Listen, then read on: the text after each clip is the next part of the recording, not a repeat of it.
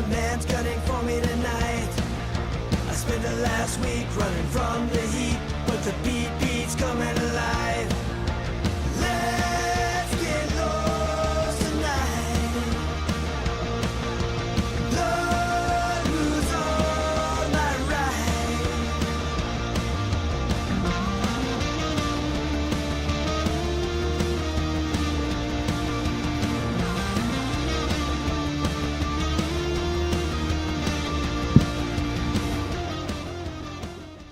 Whoa, whoa, whoa. Hello, wackos. Welcome to another episode of Without a Country. Here I am, Corinne Fisher. Welcome, welcome, welcome. Thank you for your patience. Thanks for joining me on the pre-show. We got Mike Harrington in the booth. And I said this on the pre-show, but just a heads up to any of our Patreons who saw that there was a duplicate bonus story on the Patreon last week. We recorded a new one. That was a technological blunder. We have the new one uploaded now, and I'll get it to you. You'll get 2 fresh stories this week. Those ones tend to be rather evergreen anyway, so they should still be enjoyable for you. Can you turn the song off? Thank you. Mike loves that song. He wanted to see it through to completion. All right, so let's get into the show.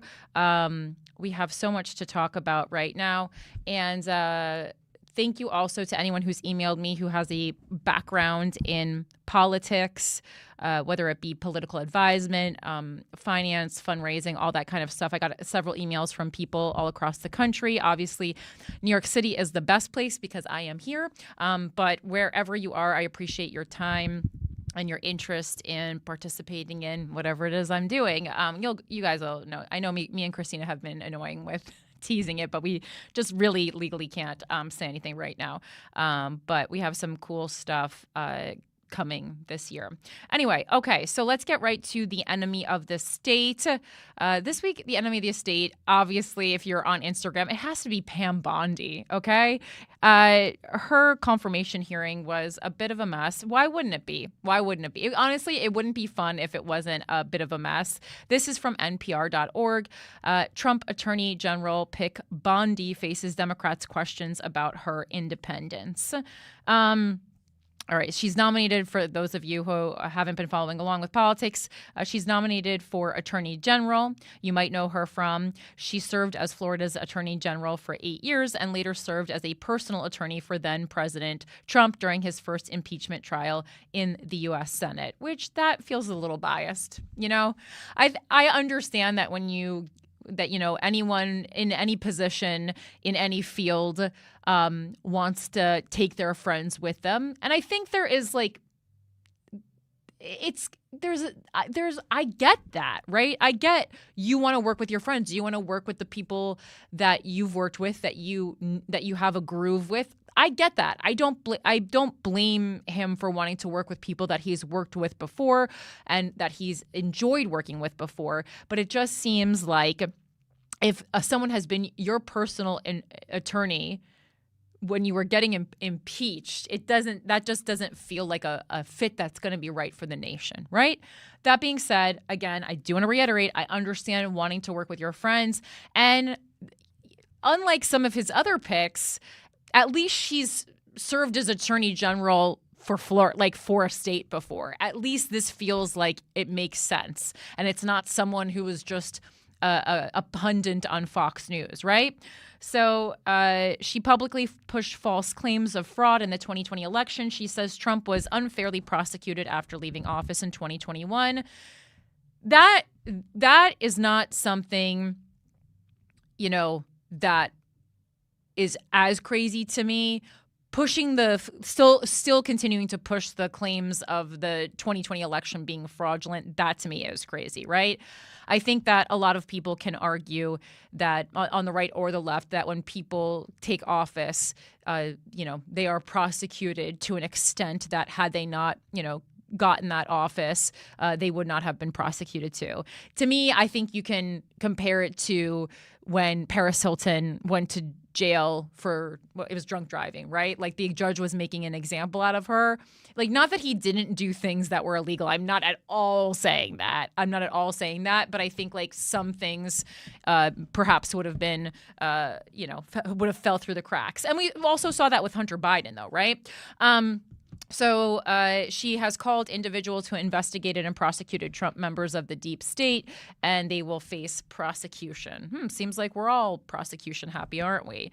What does this role do? The Attorney General leads the Justice Department and oversees the more than 100,000 people who work for it and its component agencies, including the FBI, right? So if one works for the Justice Department, it seems like this should be, out of all the roles in the U.S. government, a person who has a really good sense of morality, right? An ethical human being. So here's what happened at the hearing. You might have seen memes. You might have seen some clips from this. I certainly did, and I was barely on my phone today.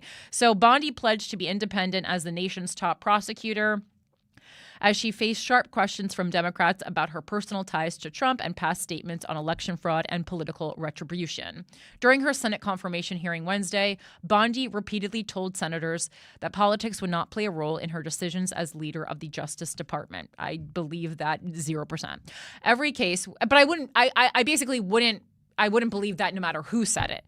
To say that as Attorney General, for the right or the left, that politics wouldn't play a part in your work, as if you're going to oversee it the way a lawyer would or a judge would, just by the pure and simple rules of the land. Yeah, ideally, yes, but in practice, no. Every case will be prosecuted based on the facts and the law that is applied in good faith, period. Politics have got to be taken out of the system, she said. I mean, a lot of things have to be taken out of this system, Pam. Religion also should have been taken out of the system because, I don't know if you remember the story of the Pilgrims, but it shouldn't have never been here in the first place, okay? But yet, here it is. Religion is absolutely everywhere in politics, and less and less people seem to care. But Democrats on the Senate Judiciary Committee pressed Bondi on Trump's previous threats to target or prosecute his political rivals. Democrats also referenced examples of Trump pressuring his first-term attorneys general to take or not take certain actions. The president-elect made it clear that he values one thing above all else, and he said it over and over again: loyalty. And this we know to be true about Donald Trump, said Senator Dick Durbin, a Democrat from Illinois, the ranking Democrat on the committee. The view that the Justice Department must be insulated from political interference and should not be weaponized against political rivals has been historically bipartisan, certainly on this committee. At this crucial moment in history, that view, not Mr. Trump's view, must prevail. Republicans say Biden's Justice Department is corrupt. Again, pointing a finger back. Bondi and Republican senators countered that they believe the department has been weaponized against Trump, citing the various legal cases against him. Justice Department prosecutors wound down the two federal criminal cases against Trump after he won the 2024 election, following longstanding department precedent. In a report on the government's election interference case released this week, special counsel Jack Smith said the evidence against Trump would have led to his conviction at trial if not for his election victory that led to charges being dropped, which was the fear of many Americans, and we'll get into that more in its own story later in the show. They targeted Donald Trump, Bondi said. They went after him, actually starting back in 2016. They targeted his campaign. And, this is not untrue, right? So I know, whoever wins, they do, more, or whoever has heat, more eyes are on them, and they, go harder on these people than they would if they didn't have heat, right? I mean, that makes sense. You're not going to waste a lot of time prosecuting someone who poses no threat to whatever it is you're trying to protect, right? So we see this time and time again. And, we see it in things even like the 2025 New York City mayoral race, right? There's a lot of instances where we see people getting the book dropped on them, right? But he, I think he also did things that were illegal. So, as people like to say, two things can be true. They have launched countless investigations against him. That will not be the case. If I am Attorney General, I will not politicize that office. I will not target people simply because of their political affiliation. And you know what, Pam? All right, so you're claiming this, let's hold you to it. Let's watch as and kind of remember that sentence and see, okay, are you going to go unfairly against a bunch of Democrats? I guess we'll wait and see. We're all so excited. Again, I wish you the best, and I mean that. I don't want her to go back on her word. I want her to do this. I want her to not politicize the office. Let's see. Is it possible? Iowa Senator Chuck Grassley, the Republican committee chair, charged that by every metric, the Biden-Harris Justice Department conduct has failed to live up to our country's ideals. What are those anymore? Ms. Bondi, should you be confirmed, the actions you take to change the department's course must be for accountability, Grassley said. During her hearing, she said she will fight every day to restore confidence in the Justice Department and that her overriding objective will be to return the Justice Department to its core mission of keeping Americans safe and vigorously prosecuting criminals. The Republicans love to vigorously prosecute criminals. A former two-term attorney general for the state of Florida, Bondi is expected to receive broad support from Republicans who hold the Senate majority. Bondi was Trump's second choice for attorney general. If you remember, his first pick was former Florida Congressman Matt Gaetz, withdrew from consideration amid a backlash over allegations of sexual misconduct and illegal drug use. Gaetz has denied wrongdoing. And you know what? It's not a great day when you look, it's not a great day when you look so good compared to Matt Gaetz, even though you didn't answer any of the questions in your confirmation.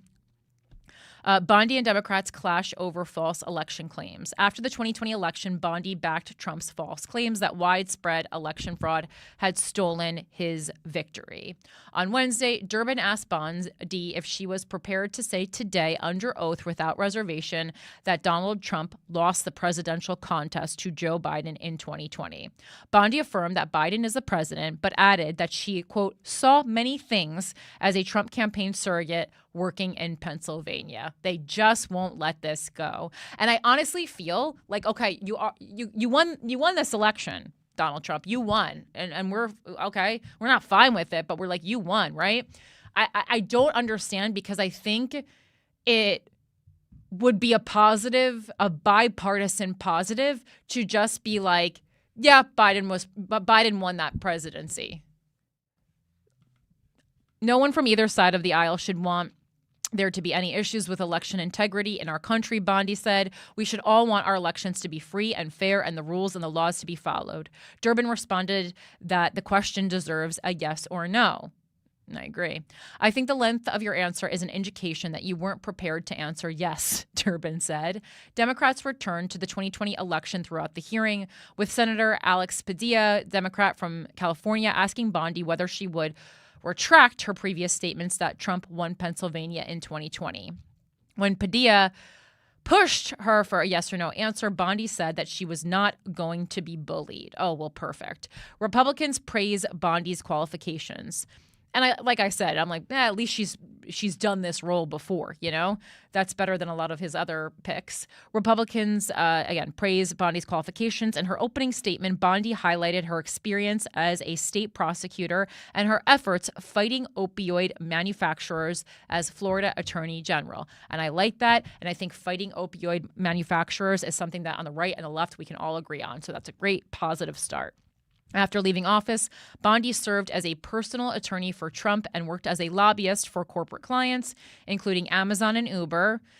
We all use those too, but we don't like them, and lobbied on behalf of the government of Qatar. On Wednesday, Texas Republican Senator Ted Cruz called Bondi clearly qualified for the position. Senator Katie Britt, Republican Alabama, we all remember her, said her credentials speak for themselves. If confirmed, Bondi will lead the Justice Department and wield the vast powers that come with it. She will be responsible for enforcing federal laws, including voting and civil rights laws, as well as defending the Trump administration's policies in court.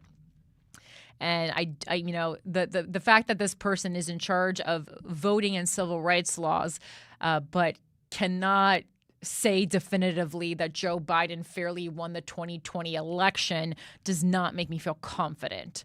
The job of Attorney General is one of the most important in any administration, but it is viewed as having particular significance in Trump's second term because of his tumultuous relationship with the department in the past. Much of Trump's first presidency took place in the shadow of Justice Department Special Counsel Robert Mueller's investigation into possible ties between Trump's 2016 campaign and Russia. After leaving office, Trump faced 4 criminal prosecutions, including 2 federal cases brought by Special Counsel Smith into Trump's handling of classified documents and his efforts to overturn the 2020 election. Trump was not charged in the Mueller investigation, and neither of the Smith cases ever made it to trial. Still, Trump has claimed that the Justice Department was weaponized against him, and during the 2024 campaign, he repeatedly talked about seeking vengeance against his perceived political enemies, including at the department. Bondi has echoed that view in some of her own public statements. The Department of Justice, the prosecutors will be prosecuted, the bad ones, she said on Fox News in 2023. The investigators will be investigated because the deep state, last term for President Trump, they were hiding in the shadows, but now they have a spotlight on them and they all can be investigated. Those sorts of comments have fueled concerns among Democrats that Bondi will use the department's prosecutorial powers to pursue Trump's stated desire for vengeance. Again, like not a word I love to hear out of any governing official's mouth. Vengeance? Vengeance. I don't love it. Senator Mazie Hirono, Democrat from Hawaii, asked Bondi Wednesday whether she considered Smith one of those bad prosecutors. If confirmed, Bondi would enter the job with deep ties in Trump world back to when she spoke on his behalf at the 2016 Republican National Convention. Well, as stated above, the number one thing of importance to Donald Trump is loyalty. You can't run a dictatorship without it. Am I right, Hannah? More recently, she led the legal arm of the America First Policy Institute, a think tank led by former members of Trump's first administration. Bondi is not the only former personal attorney of Trump's to be tapped for a top job at the Justice Department. Todd Blanche and Emil Bove, who have represented Trump in state and federal court, have been picked for Deputy Attorney General and another senior post, respectively, while former Missouri Solicitor General D. John Sauer, who represented Trump before the Supreme Court, has been picked as Solicitor General for the incoming administration. Another way to think about this is like, okay, so is it loyalty, or do people who represented Trump just know so much about his the inner workings of his world, know so much of his dirty laundry that in order to keep them quiet, he has to offer them these big political positions? That's another way to think about it, right? You know, they always say keep your enemies close, but I think in enemies you could also say keep people who know all the bad things you did, keep them happy, right? All right, so that's the enemy of the state this week, Pam Bondi. Although, and I am remiss to say this, she seems better than Matt Gaetz. So, enemy of the state. What can you really do? All right, patrons, again, apologies for the wrong upload this week. You know, we got through 18 weeks of perfection on Patreon. You know, we're only human. But we will have, uploading right now is the one that was supposed to be uploaded last Thursday. And then, of course, this Thursday, you will have your fresh one as usual. So you will not, nothing, you'll get what you paid for, right? Shout out. And I'm going to try this week only saying hello to new people or people who have changed tiers upward. You don't get a shout out for changing downward. Sorry. This is a capitalist nation after all. But I want to shout out the wonderful dictator Hannah Pendergrass. Again, make sure to check her out on Instagram if you're interested in getting your hair colored or you're getting extensions. She already told me that she has some new clientele from the add-on here. So thank you, WACOs, for supporting other WACOs. We absolutely love that here on Without a Country. And I want to shout out a couple new capitalist pigs.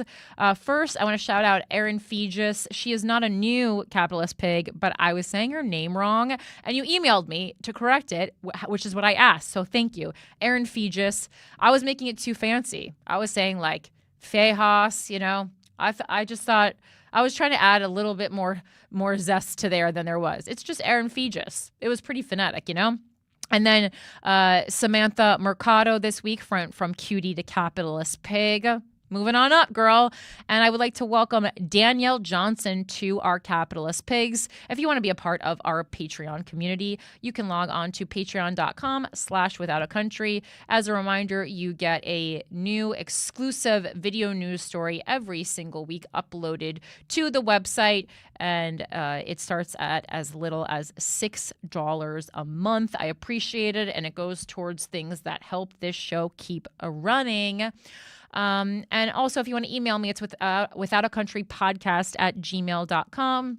Send me any news story that you want. Just please include sources. That's what on the show. Like, I can't just have an email that says and you haven't been doing this, but I'm just saying I can't just have an email that's I heard this from my aunt. Okay, cite your sources. And you guys have been so excellent at citing your sources, and I really appreciate it. So this is from WACO Jessica. I'm starting with a lighter story this week. And when you hear what this story is about, you're going to go, wow, lighter? Really? But, unfortunately, yes. This is from The Telegraph, which is a UK publication.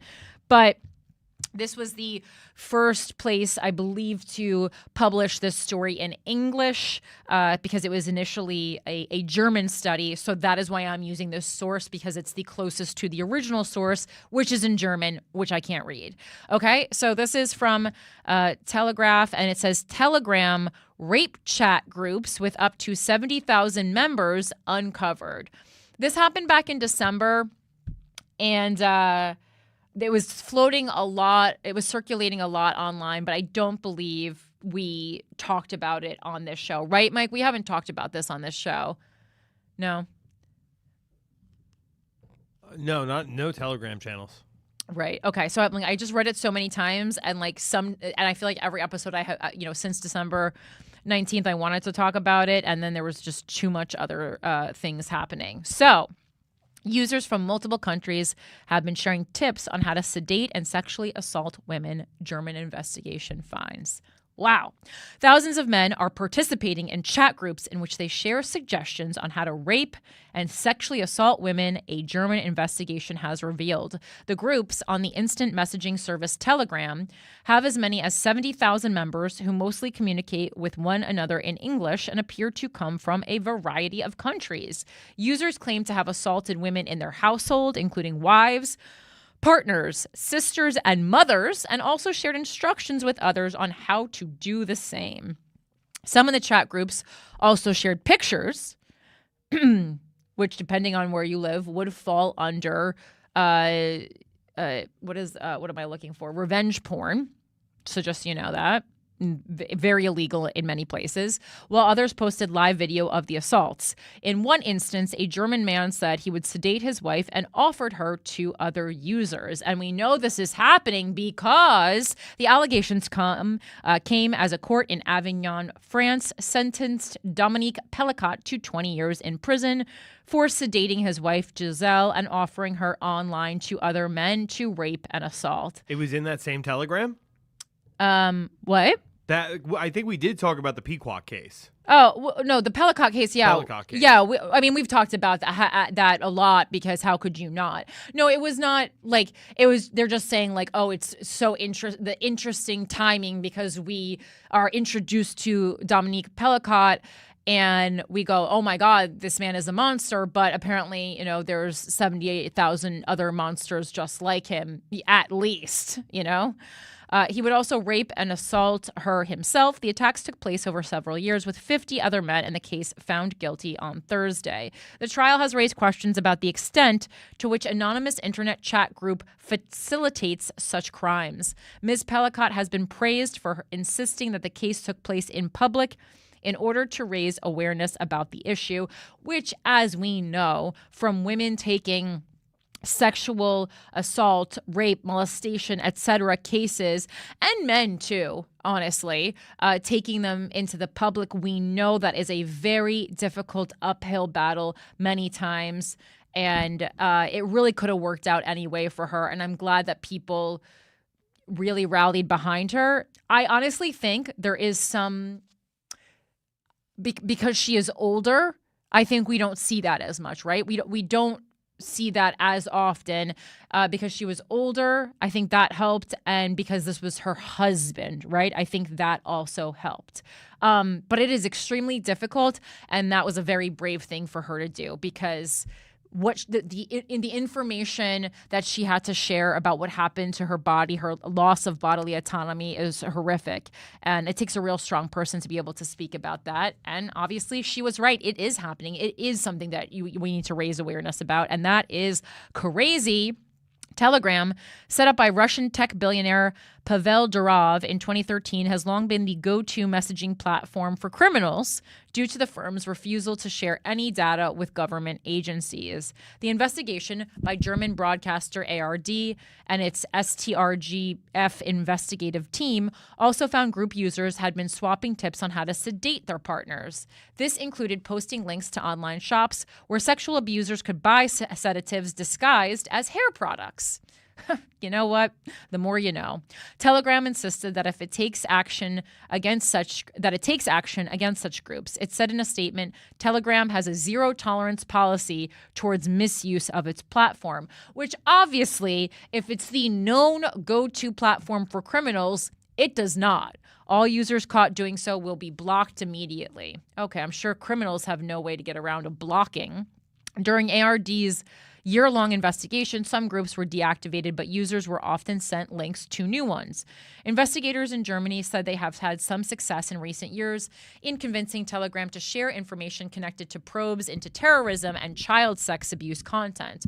Well, of course, those are the two things that I think we as a society have pretty much, agreed those are bad. But when it comes to just regular aged ladies, no one cares as much, unfortunately. Mr. Durov was arrested in France in August on charges of failing to address the distribution of illicit content. He has denied the allegations. Currently under house arrest in Paris, the tech entrepreneur later said his platform would do more to crack down on, quote, problematic content. The prevalence of child abuse content on apps such as Telegram has led to calls in Germany for the police to be given more powers to locate the IP addresses of people acting anonymously online. I think just everyone needs to touch grass, as the kids say. All right, let's get into meta fact checking. This is very interesting. I'm sure if you've been on Instagram or X or Threads or TikTok this week, you've heard about this. And this is from The Hill. I'm taking it from The Hill. So remember, right-leaning, although they have been pretty anti-Trump recently, which has been interesting. And this is an op-ed in The Hill by Paul M. Barrett. And this is from January 14th. Meta killed outside fact-checking solely to placate Donald Trump. Meta last week announced the end of its third-party fact-checking program with a lot of talk about promoting free speech, ending censorship, and getting back to its roots. Don't be fooled. The change is best understood not as the product of reconsidered principles, but as a political message with an audience of one, Donald Trump. That is not to say that the move lacks meaning or consequence beyond currying favor with the once and future president. Great name for a bio. Meta's decision will have devastating effects on and could largely destroy the fragile infrastructure of third-party fact-checking for social media. In doing so, it will contribute significantly to the anti-truth environment rapidly enveloping social media and beyond. Meta first introduced outside fact-checking in 2017 in response to a credibility crisis caused by the revelation of how Russian operatives had manipulated Facebook and Instagram, as well as YouTube and Twitter, to spread disinformation and sow discord during the 2016 U.S. presidential campaign. Seeking to tamp down a public relations fire and forestall government regulation, Meta began paying outsiders to vet the accuracy of a tiny fraction of the content on its platforms. These outsiders range from established news operations, such as the Associated Press, to specialized fact-checkers like the Pulitzer Prize-winning PolitiFact, and less well-known ones like the small Indian nonprofit Boom. All of them were certified by the International Fact-Checking Network, run by the venerable Poynter Journalism Ethics and Training Organization.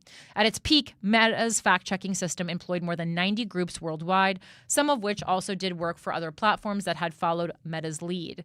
It was far from a comprehensive or seamless process. Using traditional journalistic reporting and analysis, fact-checking groups reviewed a selection of claims by politicians, online influencers, and other social media denizens whose content for some reason went viral. Fact-checkers typically prioritize disputed content on matters of public import, publishing their findings on their own websites and leaving it to the social media platforms to use the assessments as they saw fit. At Meta, posts that were deemed false were pushed down in users' feeds, meaning that they were made less visible. Some extremely dangerous false content, such as claims that drinking bleach could prevent COVID-19 or that vaccines contain microchips, were removed altogether. And thank God. Given the scale of social media content and the scarce resources available to fact-checkers, even with Meta's support, the endeavor never pretended to filter out the majority of online falsehoods. But it signaled that there is a line between true and false, and that at least on the most important issues of the day, the major platforms bear some responsibility for not spreading misinformation that can undermine public health and democratic institutions. Sadly, fact-checking got swept up into a broader conservative campaign designed to blur the distinction between truth and falsehood. Led by Trump, beginning during his first term in the White House, the campaign lumped together the mainstream media, the enemy of the people, in Trump's words, social media companies, and ultimately the Biden administration and academic tech policy researchers in what was alleged to be a vast conspiracy to censor the political right and silence its leaders. And while I'm talking about Trump and fact-checking, that water legislation that he claims that he put on Newsom's desk does not seem to exist, Michael. Have we found this? It does not seem to exist. No. I mean, look, we talked about it on last week's show. Trump said this, Newsom rebutted, and I haven't seen any new facts. So, yeah. Let's see. I read a couple things that certainly pointed to the fact that it did not exist. I mean, like, I'm putting. Let's see. You just reminded me of that. Mid reports. It's a he, but I just don't understand how something about legislation could be a she said situation. It doesn't seem to be possible. Well, I mean, I know that we did find a thing from the Trump White House that, he was looking into this. So maybe in Trump's mind, like this legislation got to a certain point and it wasn't there yet. And his people told him. Newsom rejected it. I don't know. He doesn't seem the most hands-on president. You know what I mean? Donald Trump? Yeah. Did you just say, okay, well, I'm glad you said that. You guys spent how many days on the golf course last time? Like, what are we talking about here? Yeah, but you voted for him. You have to have some kind of faith in the man. I mean, just way more so than Harris. This was a lesser of two evils vote for me. It always has been, always will be. Okay. Once Dick Cheney comes out and you reveal that the new order is just Emperor Palpatine in new clothing, I need to vote for the other side. All right, fair enough. All right. Sadly, fact-checking got swept up into a broader conservative campaign designed to blur the distinction between truth and falsehood. Led by Trump, beginning during his first term in the White House, the campaign lumped together the mainstream media, the enemy of the people, in Trump's words, social media companies, and ultimately the Biden administration and academic tech policy researchers in what was alleged to be a vast conspiracy to censor the political right and silence its leaders. Over time, the conservative campaign, pursued through lawsuits, congressional hearings, and online agitation by influencers like Elon Musk, gained considerable traction, even though its proponents never presented factual evidence of a systematic effort to marginalize right-leaning voices. Led by Musk, who rolled back content moderation generally, including fact-checking, when in 2022 he acquired the platform he renamed X, social media companies diluted or reversed policies designed to reduce misinformation. And I'm not just saying this to say this, guys, but I used to love Twitter. X is a fucking mess. It is. I have to do so much extra fact checking on X to even see what is coming up in my feed, how I got it, who is, people I am not following are getting it. It's a real mess. And like Twitter was part of what I liked of Twitter was that, like, yeah, it was a bit of a shit show, right? I don't mind that. I do not mind free speech. What I very much mind, though, is just the spreading of misinformation. I like the truth, and I feel like I have always tried to be an advocate for the truth, whether or not it is the truth that I want to be true, right? And I think that's the difference. So often, Democrats will say, I hate misinformation, but then when something comes up, not that they're spreading misinformation, but they will conveniently not spread truths that they are unhappy about. I am happy to report truths to you, even if these truths mean a feather in the cap of Donald Trump. I really am. I want to know the truth, and I think we are deserving of that as citizens of this country, citizens of the world, That being said, X is a fucking mess since the fact-checking has vanished into thin air. And it also does it does feel like you're being watched by Elon Musk, or like he is puppeteering it. When it was Twitter, it didn't feel like there was someone puppeteering it in that way, and that sucks. Now, I wouldn't want anyone. I wouldn't want a left-leaning person puppeteering it either. You want it to be kind of a free-for-all, but a free-for-all where when things get really out of hand, someone's saying like, all right, well, we know this not to be true. Don't drink bleach. Now it is fact-checking's turn on the guillotine. The context of Meta's announcement is crucial. It follows a series of statements and actions by the company meant to signal its eagerness to placate Trump, who in past years has gone so far as to threaten Zuckerberg with prison time for his supposed hostility towards his political movement. And that's why it's kind of a cuck move for Zuckerberg. It's like, this man threatened to put you in prison, and now you're like shaking his hand and smiling at him. Like, have some fucking respect for yourself, nerd. Since Trump's victory in November, Zuckerberg has traveled to Mar-a-Lago to personally congratulate the victor. That's you sucking on his teat. Arranged a $1 million Meta donation to Trump's inaugural celebration, ended the company's diversity, equity, and inclusion programs. I mean, are you guys reading this along with me? Like, one of the things he did to be loyal to Trump is to just stop hiring Black and Latino people? Like, what are we talking about now? And inclusion programs, and appointed a Trump crony, Ultimate Fighting Championship CEO Dana White, to Meta's board of directors. In early January, Zuckerberg promoted Joel Kaplan, a former Republican operative with ties to the Trump camp, to Meta's number 2 executive position, Chief Global Affairs Officer.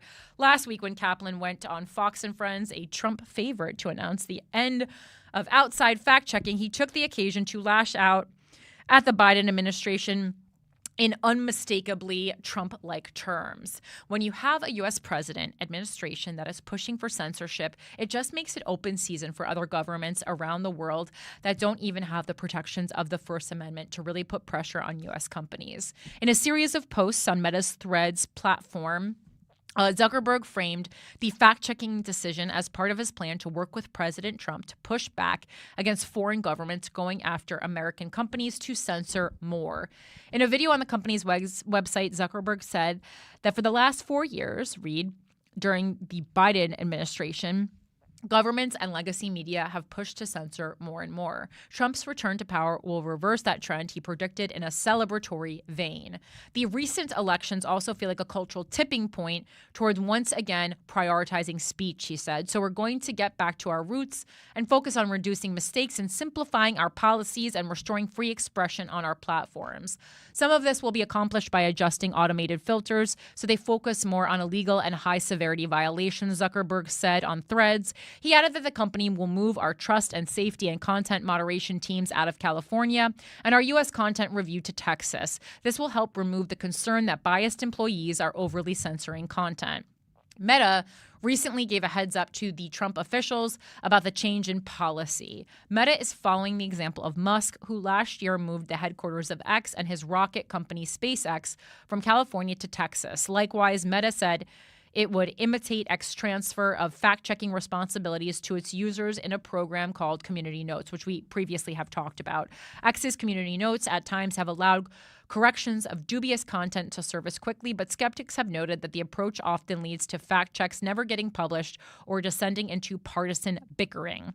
In any event, it's not clear why Meta needed to kill fact-checking in order to experiment with crowdsourced commentary. The two methods are not mutually exclusive. Unless, of course, Meta's primary goal was to make a splashy announcement that set it apart from its Silicon Valley rivals in the ongoing industry scramble to appeal to Trump and his allies.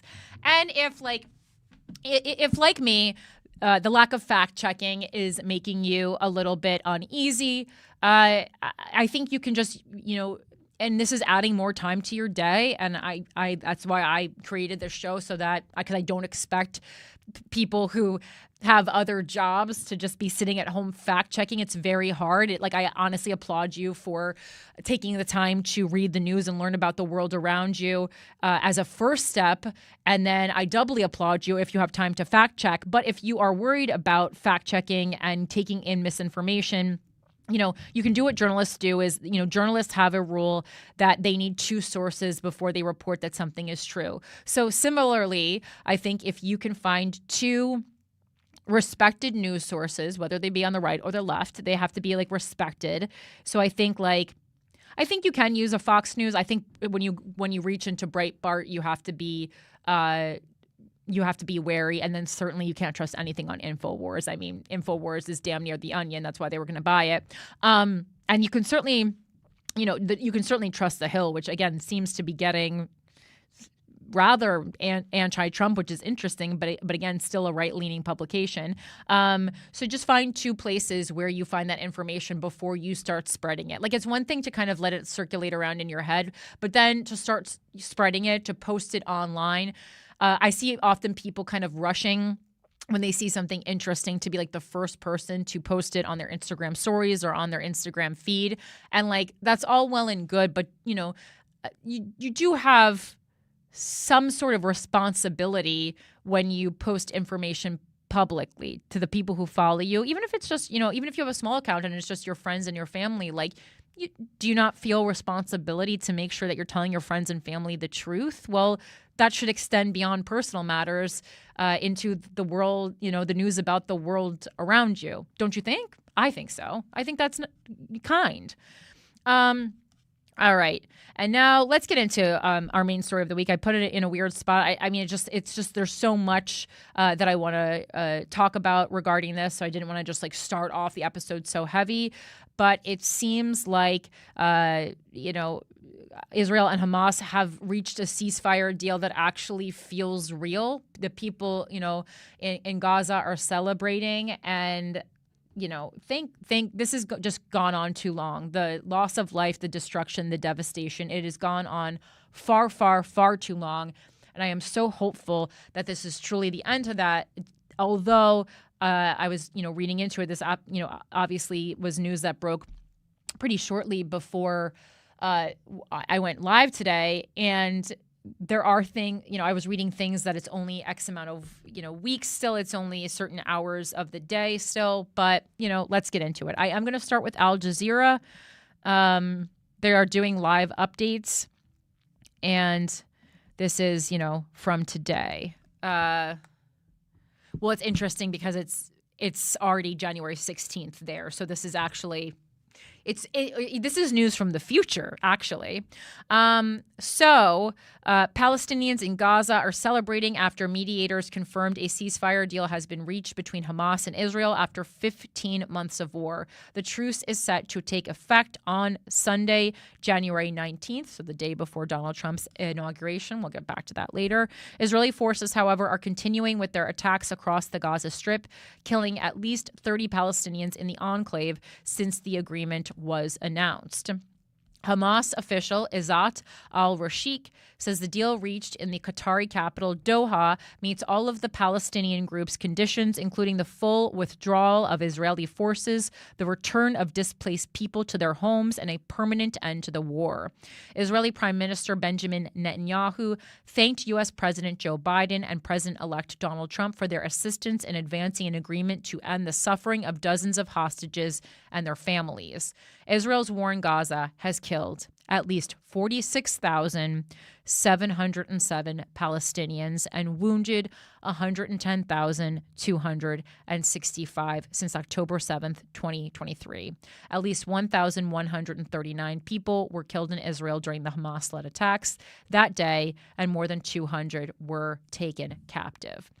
All right, so that's just kind of the meat and potatoes of what's going on. We will certainly read more. This is immediately, and this was on X because there's different tabs and it presents you with a tab of people that are suggested to you before who you're actually following, and you have to be like really cognizant to switch that. But of course, some of it still goes into your brain hole. And so I saw everyone, celebrating and saying, "Oh, Donald Trump, he's making big moves before he even gets in office." And then you start to think, you go, "Well, this, wow, this has been going on for 15 months. This is rather close to Donald Trump's inauguration. Is there any validity to this, right?" What bothered me the most was not that they were saying it was thanks to Donald Trump. It's that they were literally speaking about him as if he was our Lord and Savior, Jesus Christ, which to me is just so scary. No human being should be spoken about as if they are greater than a human. It bothers me across the way. It bothers me when people speak about Princess Diana like that. Again, it is okay to think that someone is a wonderful person, to think someone has brought, an insurmountable amount of joy or kindness or philanthropic pursuits or changed history or advanced our society in a way that most people do not do during their lifetime or during many lifetimes. But to speak as someone, like as if they are the light, as if they are a power that is greater than you or greater than humanity is just so scary. And we don't just see it with politicians. We often, celebrities get to that level. I think Taylor Swift, Beyonce, for many people have gotten to that level. And it is so scary, okay?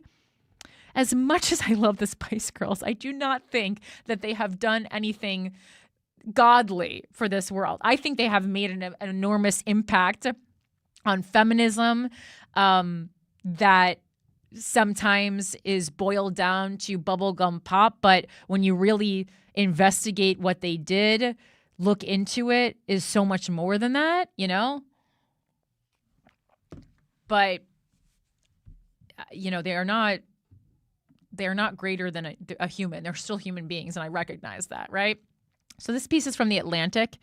It's by Yair Rosenberg. It says, Trump made the Gaza ceasefire happen, but not for the reasons he or Biden's critics say.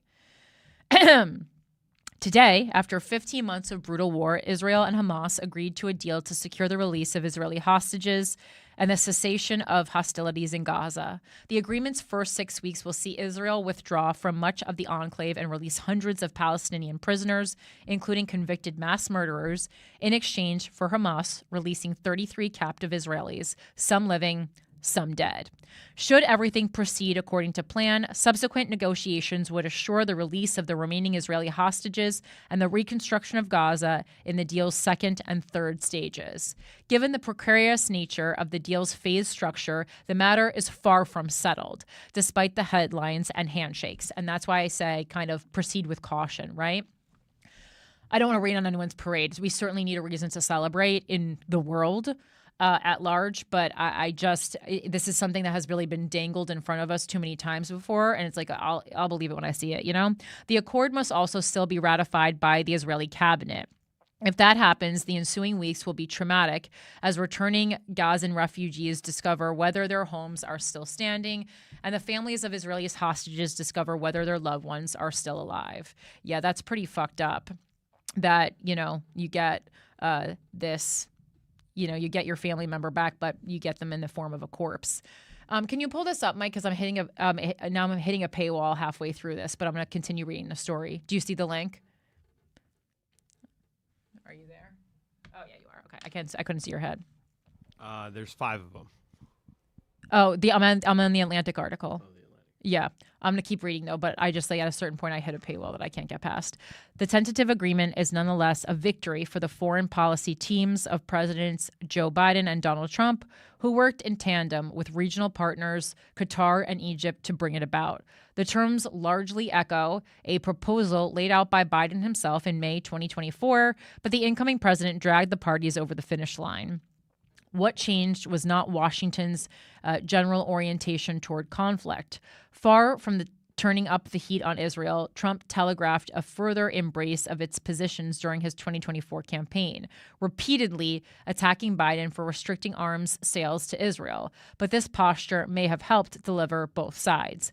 Hamas could reasonably surmise that it would not get a better deal during Trump's presidency, while Israeli Prime Minister Benjamin Netanyahu's hard-right government likely acceded to the arrangement in order to stay in the new leader's good graces as he assumed office. Are you having trouble? Great, thank you. Okay, perfect. Assumed office, I got there. You can scroll up, yeah. Now I'm going to do my vision test, my weekly vision test. The Israeli far right, whose lawmakers hold the margin of power in Netanyahu's condition, had previously threatened to collapse the government should a deal be reached without Hamas fully vanquished from Gaza. But amid Trump's return, the radicals have their eyes on bigger prizes, such as the annexation of the West Bank, which the Palestinians claim for their future state, and are loath to forego such opportunities. For this reason, they will likely vote against the ceasefire, but leave Netanyahu in power, allowing him to enact it. Put another way, it's not that Trump had a stick with which to heat Israel that Biden didn't have. It's that his presidency holds out the prospect of carrots that Biden would never offer. It was less the president-elect's pressure than his potential promise that brought the Israeli far right on side. With Trump, everything is a transaction. And for his would-be suitors, not just Israel, but also Hamas's sponsors in Qatar, the Gaza ceasefire is a down payment. On the Palestinian side, the deal marks a momentary, if Pithic triumph for an eviscerated Hamas, which will get to claim that it outlasted the Israeli army and parade some of the released prisoners through the streets of Gaza. But with its leaders killed and its territory devastated, the group will have little to celebrate or to show for its atrocities on October 7th. The terrorist organization may continue to impose its will by force, but it is deeply unpopular in its own backyard, according to recent polls. Can you imagine, like, your whole house is like, has been pummeled, and someone's like, here's a poll. Do you still like Hamas? I'd be like, get the fuck out of here and get me a cot. Meanwhile, with Hamas chief Yahya Sinwar dead, Lebanon's Hezbollah decimated, Syria's pro-Iran regime overthrown, and Iran's so-called axis of resistance shattered, Netanyahu has a plausible claim to victory should the deal hold. And if it doesn't, or should Hamas prove I'm sorry guys, I'm like reading, this is so hard. It's literally like taking a vision test. the whole Do you time. want me to just read it out? I have it big on my screen. What? Do you want me to just read it out? I have it big on Yeah, my can you screen. finish this? This is like, it's like, honestly, this is like some kind of optometrist torture that I'm going through. And I'm also reading much slower than I normally would because it's so hard to make out the words from this distance. And if it doesn't, or should Hamas prove insufficiently forthcoming in negotiations over the remaining hostages, he has a new American president in office who may happily underwrite a return to hostilities. The guns might mercifully fall silent for now, but if history is any indication, the long war between Israel and Hamas will continue in one form or another. Right. I like the whimsical spin you put on that verbally at the end. And I mean, I think that's something for sure. Like, do I think this is the end of the ongoing problem in the Middle East? 100% not.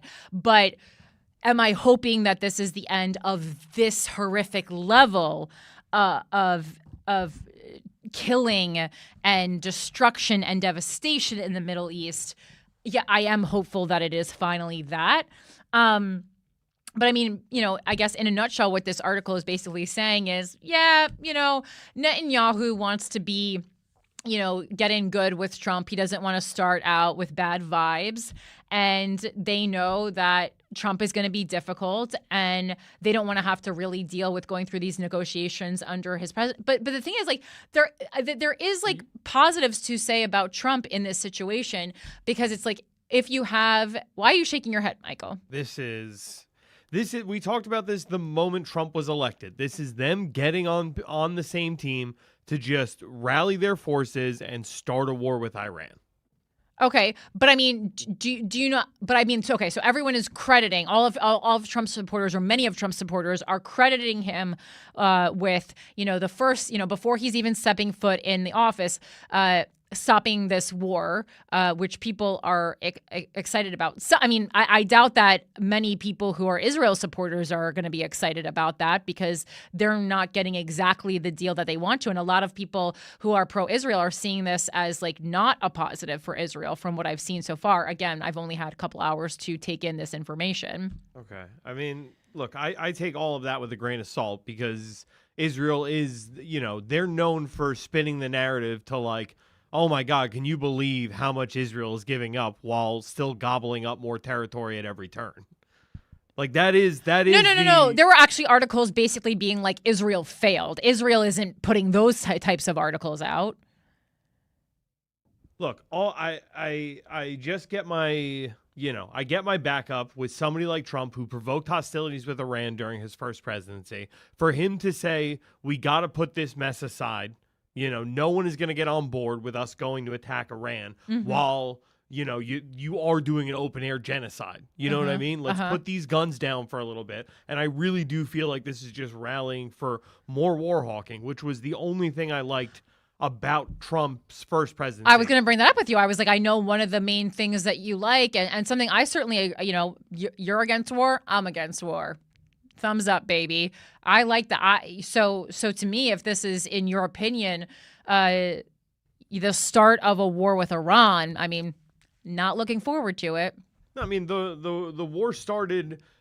The war started, I mean, before even the October 7th thing. But I mean, Iran was this was one phase of a proxy war that we're already fighting with them, right? Like Syria was another one, right? You go on down the list, and like we're just taking chunks out of Iran's armor, just going through. We're killing the supply lines. We're stopping the flood of more refugees and more people who would be flooding into Iran to keep bulking up these terrorist cells. Like that pipeline is now dried up. And it feels like, I mean, if there was going to be a time to strike Iran, it would be now, while they are at their most vulnerable. And it's like, I just feel like Israel felt like they needed to give a win to somebody else before they took the offensive again in a much bigger way. All right. Well, I guess we'll see.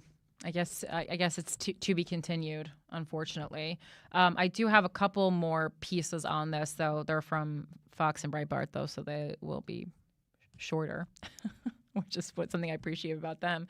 So Because a lot of MAGA people are certainly trying to look at this as like the first feather in the cap of Donald Trump's second-term presidency, right? So from FoxNews.com, IDF general credits Trump threat as big change in securing ceasefire after Hamas rejected the same deal in May. Of course, many people are angry because, they rejected the same deal in May. Well, so many people have died since May.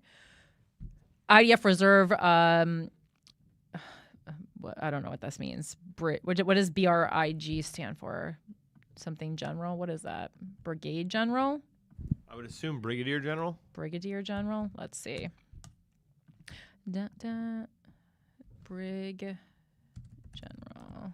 Yeah, I think brigadier. You are correct. And just so everyone knows, because I certainly don't, a brigadier general is a one-star general officer in the United States Army, Marine Corps, Air Force, and Space Force. Okay, so IDF Reserve Brigadier General Amir Avivi says two things changed regarding the Israel-Hamas ceasefire agreement after 15 months of conflict in the Middle East. This deal has been on the table since May of last year, and Hamas opposed it completely. Why? There was no real pressure on Hamas, Avivi told Your World on Wednesday. Israel wanted to stop some of the humanitarian aid, especially some of the gasoline, but the administration wouldn't let us do that. So Israel has no major leverage on them. What's changed is two things, Avivi told Fox News. One is Israel defeated Hezbollah, and Hezbollah cannot support Hamas anymore. Also, Syria fell. Iran is weaker. Mike just kind of said that. But the big change is President Trump's threat. Once President Trump threatened them that if they don't release hostages, there will be hell, I think they understand that if they don't get a deal now, the chances of getting a good deal for them will be very, very low, if at all. And therefore, they made their own assessment and they are inclined to do the deal, thinking that they'll maximize what they can get now and not wait to see what hell, in quotes, means, Avivi stated. On Wednesday, President Biden's White House National Security Communications Advisor, John Kirby, recognized President-elect Donald Trump's incoming Middle East Special Envoy, Steve Witkoff, as a key figure in brokering the deal. President-elect Donald Trump warned Hamas on January 7th that all hell will break out if hostages are not returned by his inauguration. The agreement is set to take effect on January 19th, one day before President-elect Donald Trump's inauguration. Avivi expressed uncertainty about whether the deal between the two nations will hold, cautioning that Hamas may attempt to do different tricks and try to trick Israel in one way or another. It's just the beginning, and we'll have to wait and see, Avivi emphasized. And what's interesting about that is okay, so Trump's saying if the hostages aren't released, all hell will break loose. But I saw celebration, and we see it in Al Jazeera, too, which is obviously going to be more pro-Palestinian. I'm seeing celebration on both sides. So even though Hamas is kind of this is the best we're going to get, and Israel is getting some hostages back, some dead, some alive, it seems like both sides are happy. I mean, again, there are many people who across the board wanted a ceasefire. I definitely wanted a ceasefire. And just this destruction is horrific.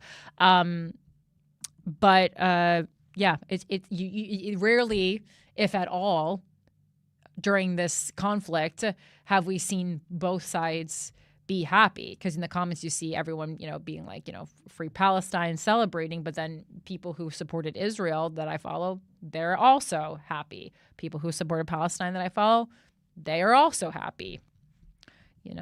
Someone's being lied to. Or it's either that or it's truly a deal where everyone wins, but somehow I doubt that. Or this whole thing was just a senseless war of aggression.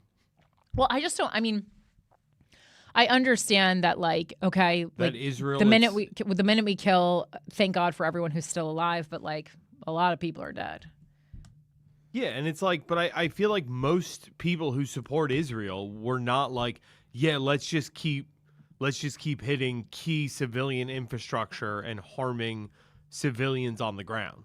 Most people are not cool with that, regardless of where you stand politically or on, You would hope, but I gotta be honest, people's really the war in Gaza really brought out people's worst sides, I will say. So what I know is, like, when I talk to the Fox News aunts and uncles, right, I'll bring it up and be like, look, I really don't think what Israel is doing is justified. And they'll immediately start pearl clutching and say, so you support Hamas? And I'll go, no, I don't think anyone's right in armed conflict pretty much ever.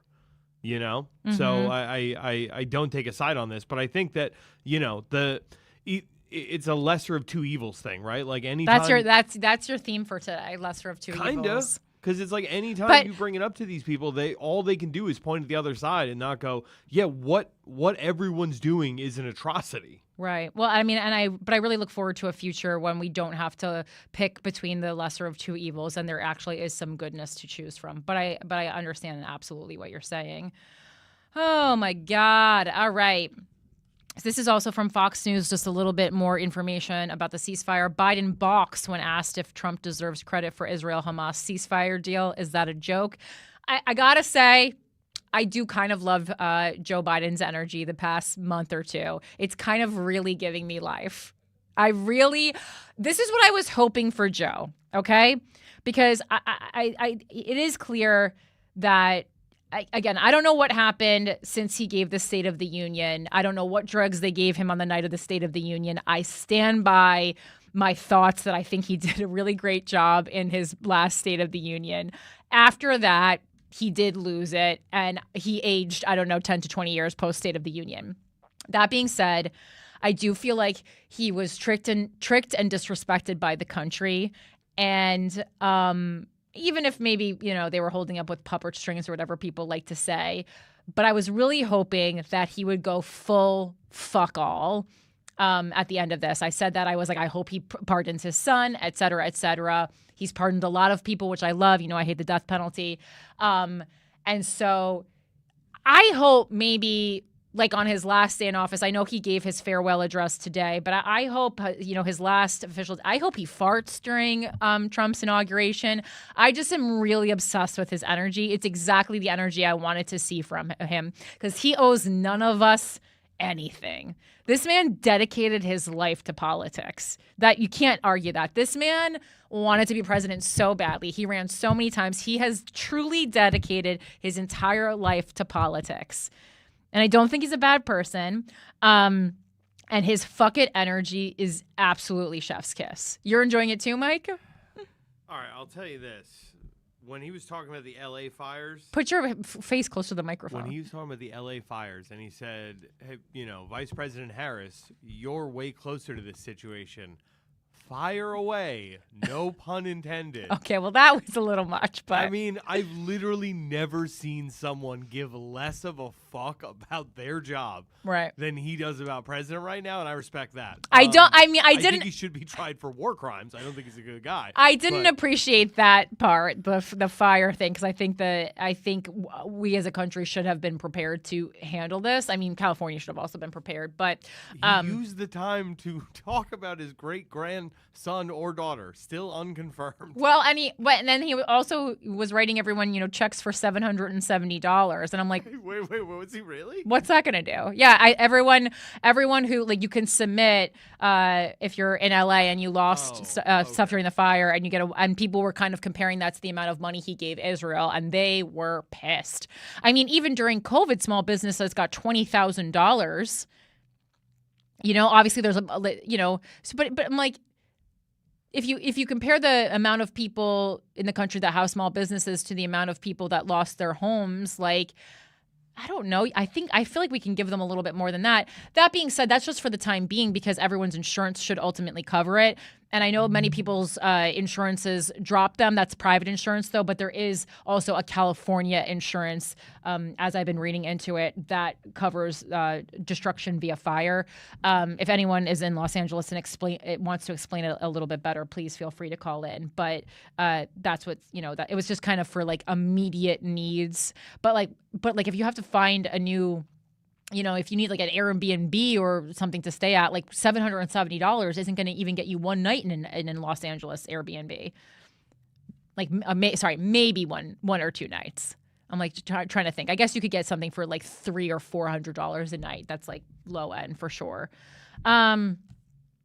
There's like all those taxes and cleaning fees on Airbnb, though. President Biden balked at a question posed by Fox News senior White House correspondent Jacques Heinrich on Wednesday about whether President-elect Trump deserves credit for the recent Israel-Hamas ceasefire deal. The deal comes during Biden's final days in office, less than a week before Trump's second term starts on January 20th. A recent meeting between Israeli Prime Minister Benjamin Netanyahu and Trump's incoming Middle East envoy Steve Witkoff was reportedly an integral part of the deal, sources told Fox News Digital. Who in the history books gets credit for this, Mr. President? You or Trump? Heinrich asked Biden at Wednesday afternoon's White House news conference. Is that a joke? The president responded. When Heinrich denied that her question was in jest, Biden responded, "Oh, thank you," and walked away. And I love that for him.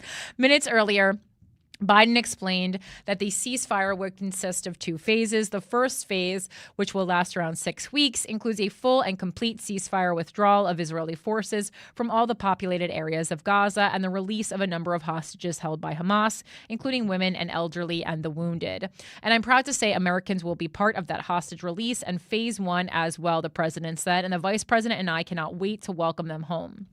Israel has also released hundreds of Palestinian prisoners, Biden said, and Palestinians can also return to their neighborhoods in all areas of Gaza, and a surge of humanitarian assistance into Gaza will begin. The second phase of the ceasefire will begin after Israel negotiates the necessary arrangements, which Biden said would mark a permanent end of war. There are a number of details to negotiate the move from phase one to phase two, he continued, but the plan says if negotiations take longer than 6 weeks, the ceasefire will continue as long as the negotiations continue.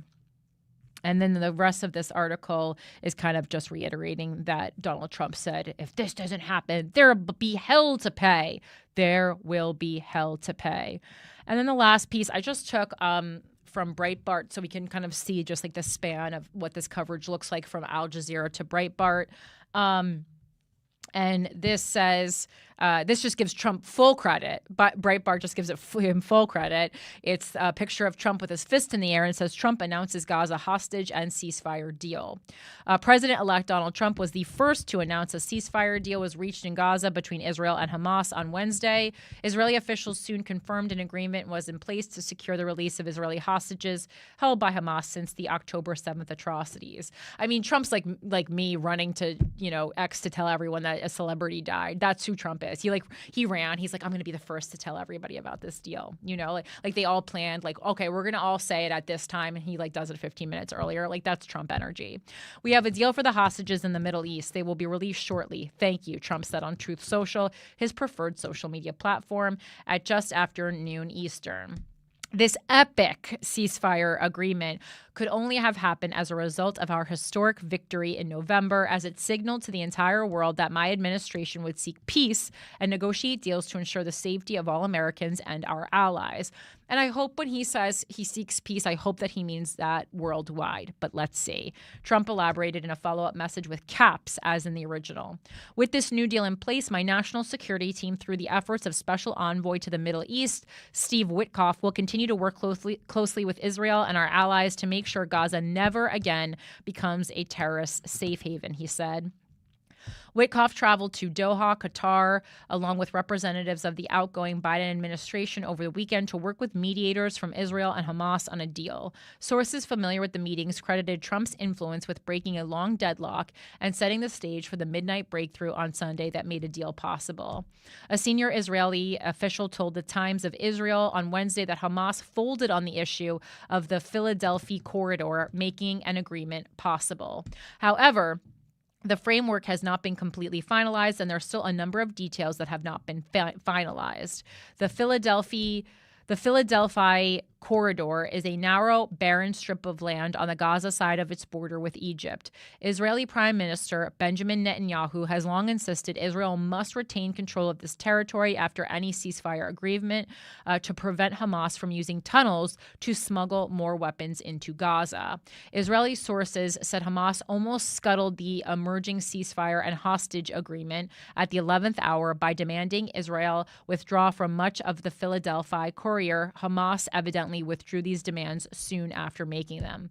Times of Israel reported that senior Hamas official Bassem Naim confirmed Hamas has accepted the deal. The Israeli Security Cabinet is reportedly set to meet at 11 a.m. on Thursday, tomorrow, to approve the agreement, with Foreign Minister Gideon Sa'ar cutting short a visit to Europe and racing home from Hungary to attend the meeting. Israeli President Isaac Herzog is meeting with Red Cross President Mirjana Spoljarek to discuss transferring Israeli hostages and seeing to their medical needs. And then there's a couple of updates as the day goes on, so we'll just go through those. So we're all update from 1:05 p.m. today. A senior Arab official from one of the mediating countries, presumably Qatar or Egypt, told the Times of Israel that a few minor issues with the agreement still need to be resolved, including Israel's process for vetting the approximately 1,000 Palestinian prisoners it has agreed to release. Some of those prisoners are currently serving life sentences for severe offenses. According to the Arab official, Hamas has agreed to let Israel release those prisoners to an agreed-upon third country. The Jerusalem Post reported who's taking them? The Jerusalem Post reported the Israel Defense Forces, which is IDF, and Israeli Defense Ministry have been ordered to prepare an operation called Sparrow's Wings to retrieve hostages freed by Hamas and then begin withdrawing from Gaza. This is from 1:20 p.m. The office of Israeli Prime Minister Benjamin Netanyahu responded to news of an agreement by saying a ceasefire deal still has not been reached because some final details are being resolved. 1:35 p.m. Egyptian state media reported that preparations are being made to open the Palestinian Rafah crossing to allow the entry of international aid into Gaza. Egypt will then attempt to bring in the largest possible amount of aid to the Gaza Strip. Gaza's Civil Defense Agency has asked residents to avoid celebratory gunfire as news of the agreement spreads. I would say we should always probably not do celebratory gunfire, but okay.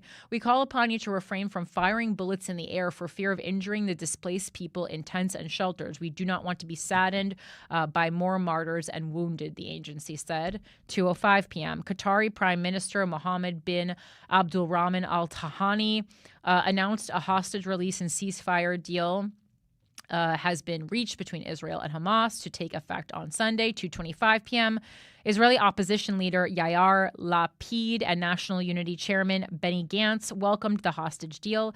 Lapid said the entire country is holding its breath, waiting for the return of the Israelis kidnapped by Hamas. Both of them promised political support to Prime Minister Benjamin Netanyahu for implementing the agreement. And then there's just we love Netanyahu, blah, blah, blah, blah. 3 p.m. President Biden said the ceasefire will be carried out in 3 phases, which we are all familiar with. We already know about all that. And then 5:15 p.m., senior Hamas negotiator Khalil al-Hayya praised the ceasefire agreement as a major victory for Hamas. He further celebrated the October 7 attacks as a military and security achievement that will remain a source of pride for our people, our nation, and future generations. Which is crazy. And it's not even crazy that he's celebrating the death and capture of Israelis. It's crazy that he's saying that this was a win, that this was a win for Hamas with the amount of death that Palestinians saw. That's really, really disgusting. A statement from Hamas called the ceasefire agreement the result of the historic steadfastness of the Palestinian people and the resistance for 15 months. So, to me, this is like the ultimate gaslighting, right? He's saying, we won, we were victorious, and everyone, as you saw your homes being destroyed and your loved ones being murdered, you are heroes. You are heroes for doing that, and we thank you. Fucked up on all levels.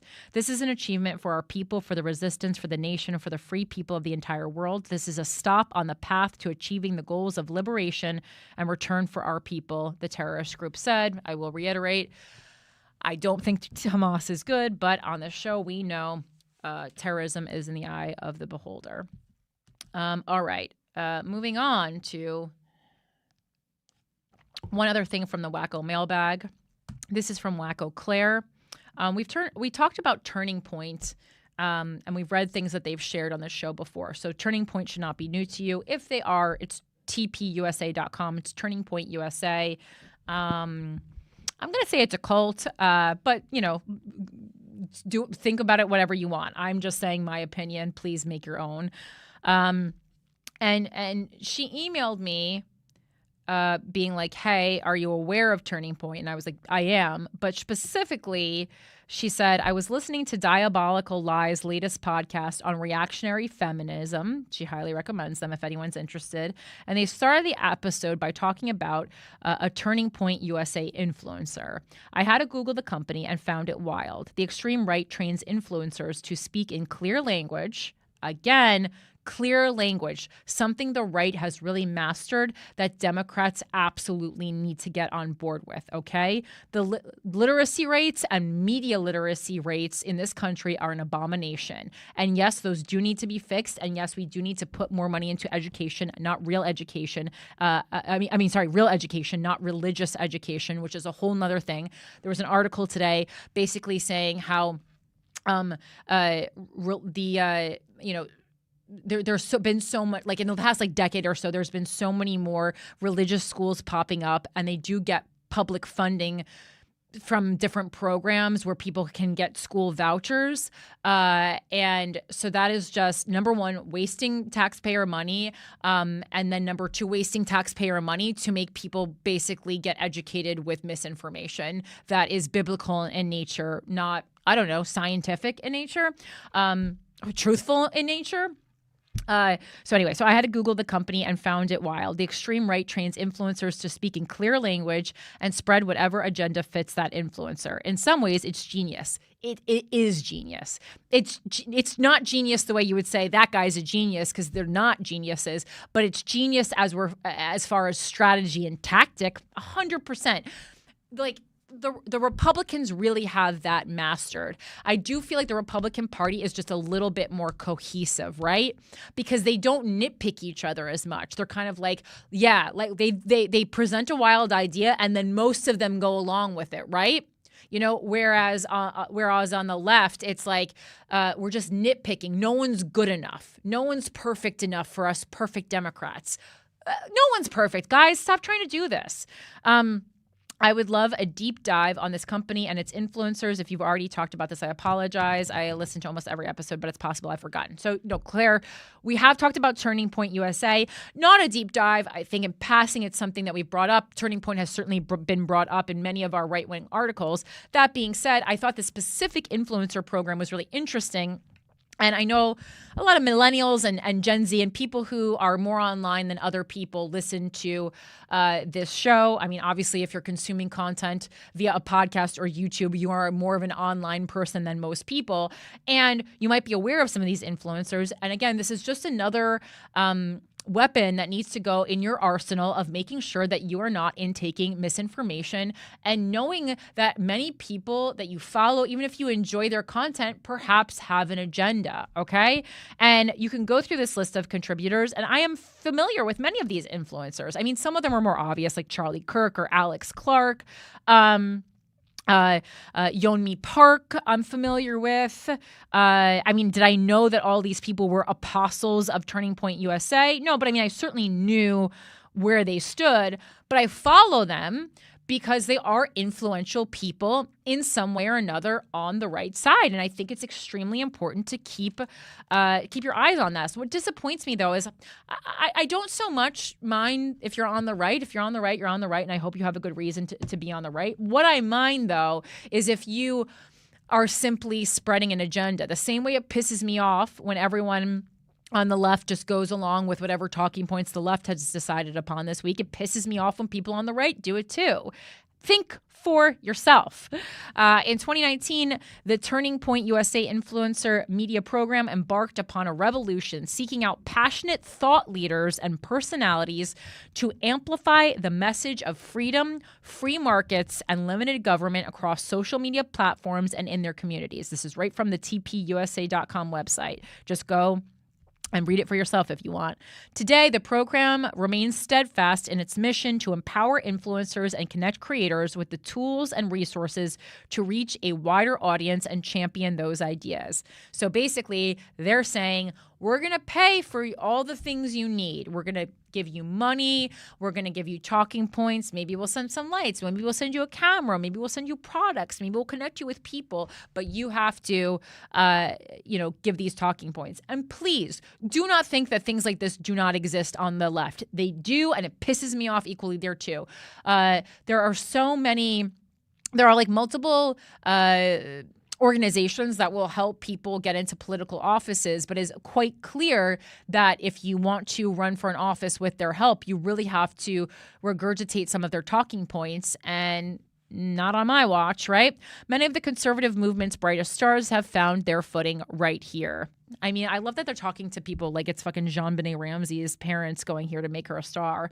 Over the past 5 years, TPUSA has partnered with hundreds of dynamic personalities and content creators, from in-house contributors crafting content 5 days a week to influencers seamlessly integrating the message of freedom into their online presence and attending our premier events. And that's just the tip of the iceberg. TP USA influencers enjoy a plethora of opportunities, including speaking engagements on college campuses, participation in our national conferences, and collaborations with our production and social media teams to create compelling content that resonates with audiences. Our dedicated public relations team relentlessly pitches our influencers to relevant media outlets, resulting in numerous appearances on Fox News, Fox Business, Real America's Voice, Newsmax, and many more. If you share TPUSA's core values, actively engage your followers on social media, and aspire to collaborate with TPUSA to promote freedom, free markets, and limited government across the digital landscape and beyond, which feels a little libertarian, right? We invite you to complete our influencer media interest form. God, someone please fill it out and try to get on the inside to do some to do some investigations. I would love that. And the contributors that they have listed on their website is Charlie Kirk, Benny Johnson, Jack Posobiec, Brandon Tatum, Graham Allen, Alex Clark, Riley Gaines, Stephen Davis, Isabel Brown, Savannah Hernandez, Yeonmi Park, Topher, Morgan, spelled the wildest way, McMichael, John Amanchukuwu, Jabob, or Jobob. Maybe it's just Jobob. This is TPUSA after all. Anthony Watson, Chrissy Clark, Erin Elmore Esquire, and Paige Rue. So I wanted to read those names out there. If you follow any of those people, please know you are following a cult member who is spreading a propaganda from an agenda. So just so you know. All right. Thanks, Claire, for bringing that to my attention. Moving on to, propaganda. I did want to highlight some stuff that is happening in New York. I know, again, I don't try to be too New York-centric on this show, but I do live here. So the government of New York is of the utmost importance to me. This is from ABC7ny.com, Eyewitness News, ABC7.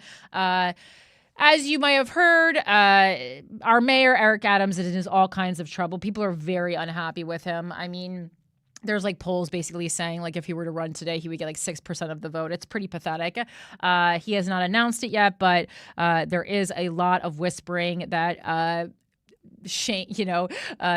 was going to be impeached, but instead he resigned. Former Governor Andrew Cuomo is going to be in the running, and sadly, he's polling better than Eric Adams. Again, a real shit show over here. I would really love if we had a choice for mayor who wasn't just a criminal. I mean, is that a lot to ask that it's not a criminal? Anyway, so this is Mayor Eric Adams announces a $650 million investment to get homeless people off the streets of NYC. And before we go into this, just know I have done extensive research into the crimes and issues of Eric Adams. And yes, it is true. In his State of the City, he promised to make a $50 million investment into the homeless crisis that is happening in New York City. I live in the East Village, as I said many times before. I've lived there for several years. I have seen a marked difference in the number of homeless people. Because, this is like a New York thing. Basically, like if you're a New Yorker, it's really fucked up, but it's part of New York culture. Like you basically have your neighborhood homeless people. And I think this is true in other places like San Francisco, places that experience a lot of homelessness, right? And it's not okay. And in the greatest city in the country, as we claim, no one should be homeless, right? But, people have free will. And, even though we have shelter access and, everyone doesn't want to go into shelters or is just not mentally in a place where they can make that decision for themselves. So they go in and out of mental facilities and then they end up back on the streets. And it's kind of like this flip-flop a lot of times. But just so you know, yes, it is true that Eric Adams is investing $650 million to get homeless people off the streets.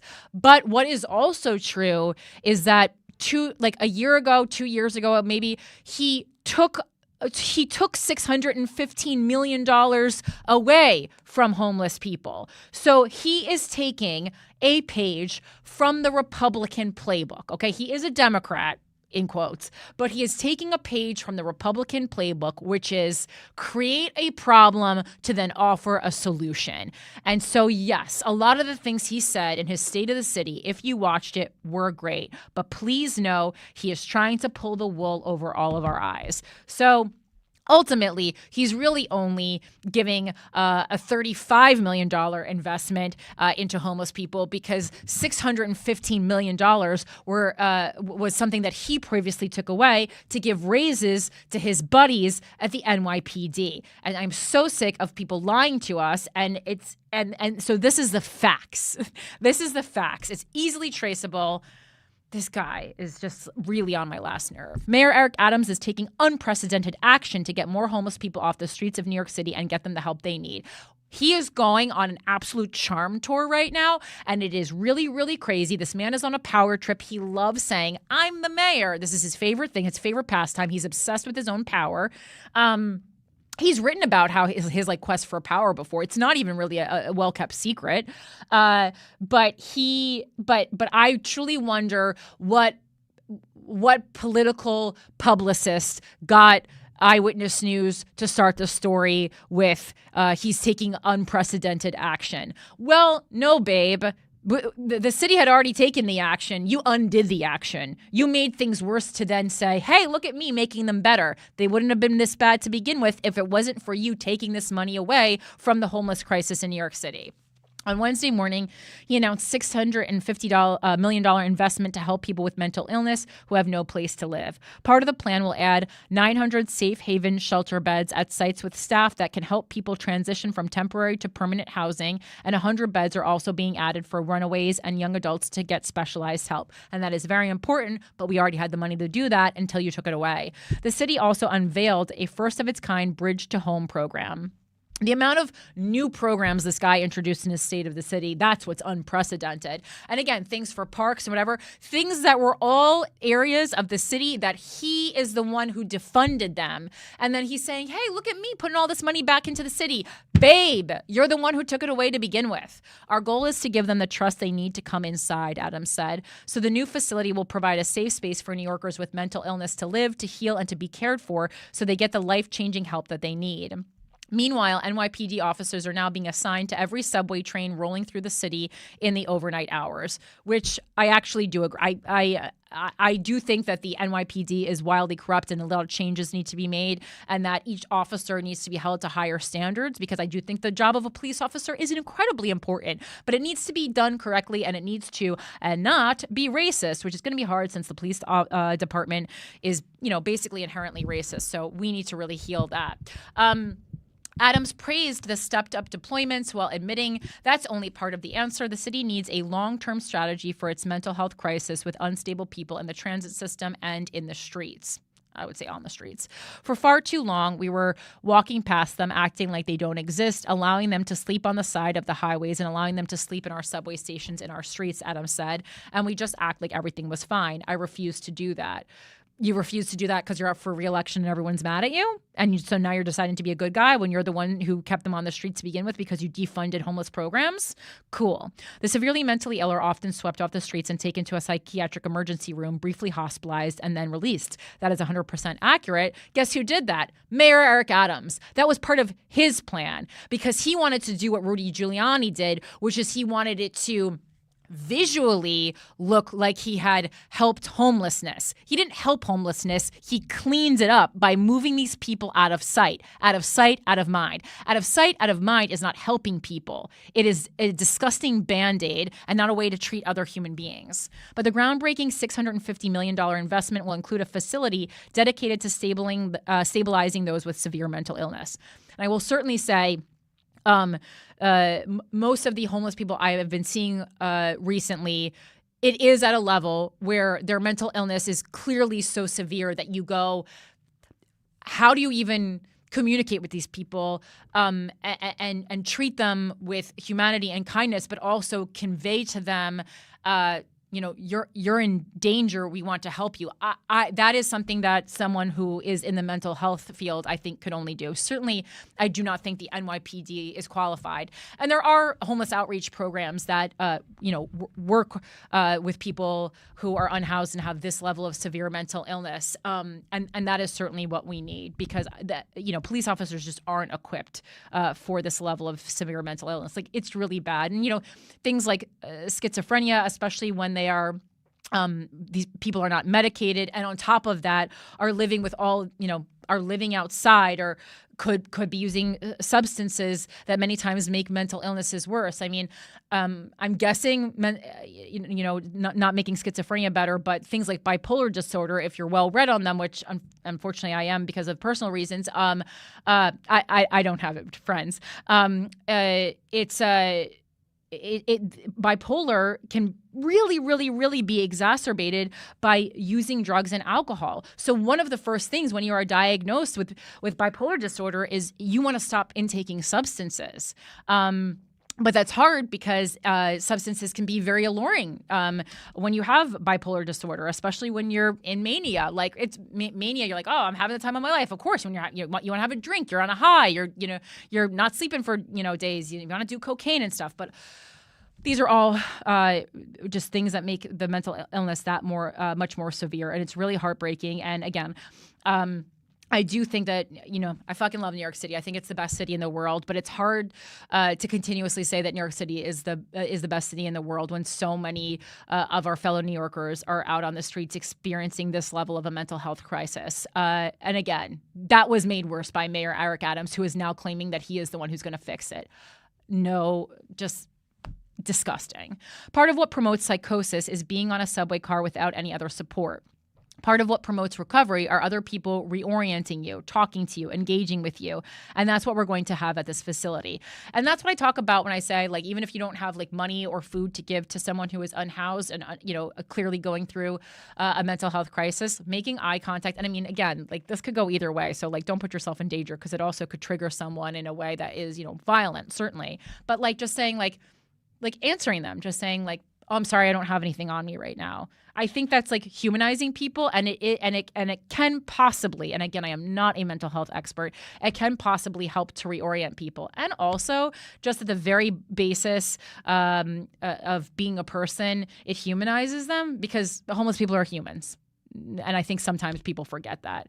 And it's certainly devastating to me, especially like I see a lot of young people in my neighborhood, not that I'm old, but like really young, like in their 20s, just like out partying and kind of like being very dismissive of homeless people. And like, that's just not the New York energy, Obviously, like, we can't give money and food to everyone who passes you by. But like, I think like if you have an unhoused person in your neighborhood and you're not saying at least hello to them, are you a fucking New Yorker? I don't think you are. And when people are ready, then we will be able to move them to permanent housing, said NYC Health and Hospitals CEO Mitch Katz. Andrew Walker is an outreach worker who works underground.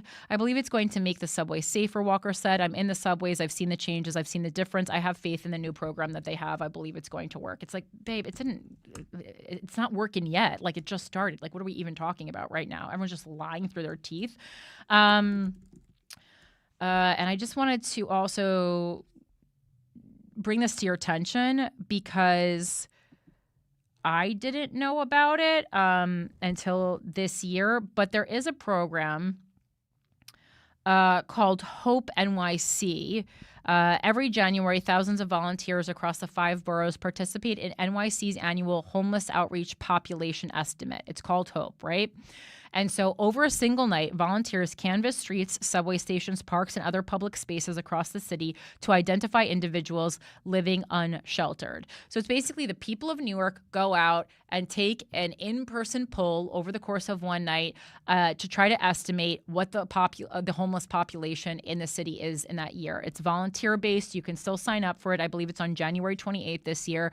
It's something I didn't even know about as a 2-decade-long New Yorker until this year. And it's great because programs like this should exist in the city.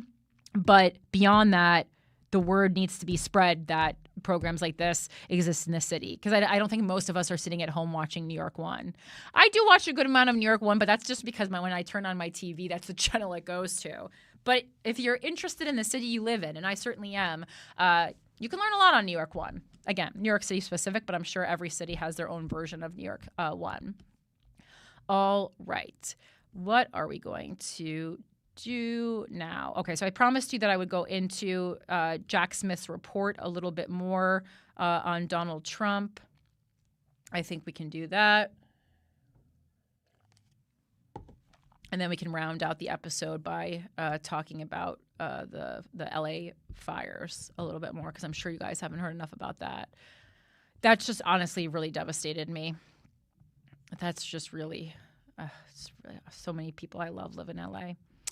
And even if people that know and I love lived in LA, it's still devastating. So this is from the New York Times, 4 takeaways from the special counsel's report on the Trump election case. Jack Smith wrote that Donald Trump would have been convicted had the case been allowed to proceed, and explained why he didn't pursue charges of incitement of the January 6th riot at the Capitol.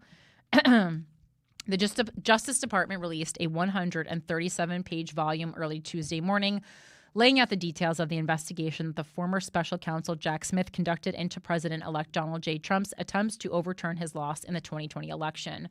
The release of the report, which Mr. Trump's legal team had vehemently fought, is likely to be the Justice Department's final word on the attempt to use the legal system to hold Mr. Trump accountable for conspiring to subvert the election results. I think maybe they finally even got the memo that literally no one cares. I mean, no one cares who, he's already been elected. In that he's already been elected into office, certainly people care. Because Mr. Trump won the 2024 election, prosecutors were forced under a binding Justice Department policy to drop the case against him.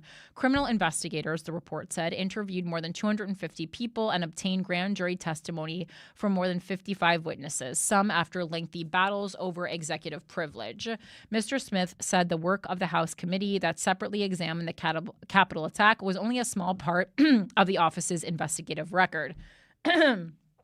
Mr. Smith wrote a second volume about separate charges he filed accusing Mr. Trump of refusing to give back troves of classified documents after leaving office in 2021. That volume remains out of the public eye for now because remnants of that case are still active against 2 Trump aides charged as co-conspirators. Here are 4 takeaways from the election case volume. Smith said Trump would have been convicted at trial. In what amounted to his report's most important finding, Mr. Smith asserted he was confident that his team of prosecutors and investigators had amassed enough evidence to convict Mr. Trump had the case been allowed to go to trial. The report spent nearly 30 pages recounting the details of how Mr. Trump engaged in multiple criminal conspiracies. Much of that was already in public view through the indictment in the case and a lengthy evidentiary memo that Mr. Smith filed in October as part of the fallout from the Supreme Court's ruling that Mr. Trump enjoyed presumptive immunity for his official acts as president. Mr. Smith said his office stands fully behind both the strength of the government's proof and the merits of the prosecution. And despite the major setbacks he faced in his more than 2 years of pursuing the case, he stuck by the core accusations leveled against Mr. Trump. The through line of all of Mr. Trump's criminal efforts was deceit, knowingly false claims of election fraud, and the evidence shows that Mr. Trump used these lies as a weapon to defeat a federal government function foundational to the United States' democratic process, Mr. Smith wrote. wrote. Still, Mr. Smith conceded that no matter how persuasive a case he believed he had built, there was no choice but to drop the charges after Mr. Trump won the election in November. That victory, he acknowledged, triggered a longstanding and binding Justice Department policy prohibiting criminal cases from moving forward against sitting presidents. The department's view that the Constitution prohibits the continued indictment and prosecution of a president is categorical, Mr. Smith wrote. He continued, indeed, but for Mr. Trump's election and imminent return to the presidency, the office assessed that the admissible evidence was sufficient to obtain and sustain a conviction at trial. Smith blamed Trump for the Capitol riot, but explained why he did not charge him with incitement.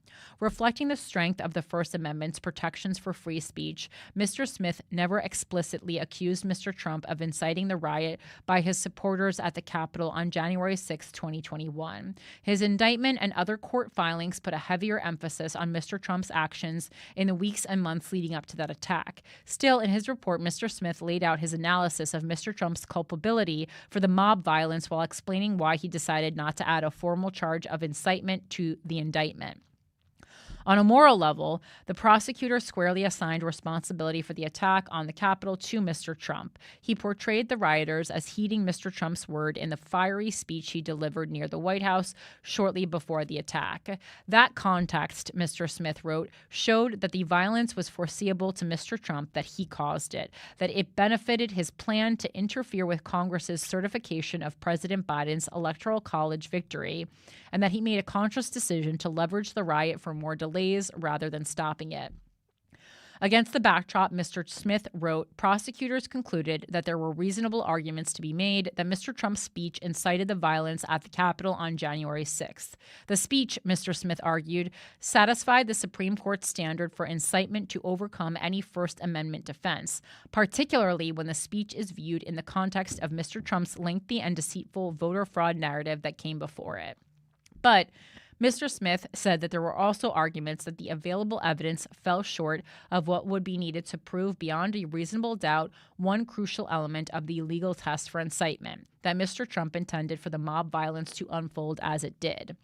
He wrote that his team did not develop sufficient direct evidence, like an explicit admission or a communication with his co-conspirators, to establish that Mr. Trump had the criminal intent to cause the full scope of the violence that occurred on January 6th.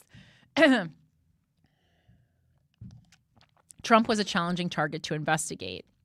In many corruption or conspiracy investigations, Mr. Smith wrote, the target of the inquiry is often able to wield influence over witnesses or to raise legal obstacles that stymie prosecutors' ability to get evidence. But Mr. Trump was a particularly difficult subject of investigation, you don't say. Mr. Smith noted, given his political and financial status and his power to command attention, especially on social media. Mr. Smith acknowledged that his team devoted enormous energy on time-consuming litigation intended to prevent witness intimidation, given Mr. Trump's practice of making extrajudicial comments, sometimes of a threatening nature, about the case. The special counsel's office also engaged in more than a year of court fights stemming from Mr. Trump's efforts to limit the scope of the investigation by repeated assertions of executive privilege. Prosecutors had to overcome those assertions to secure grand jury testimony from several major witnesses, including former Vice President Mike Pence. The biggest legal obstacle, however, arose when the Supreme Court issued a landmark ruling over the summer granting Mr. Trump a broad form of immunity from prosecution for official acts he took as president. The ruling not only threw into doubt many of the allegations in the election interference indictment, but more important, also made it all but impossible to hold a trial on the charges before the voters went to the polls. Smith defended his team.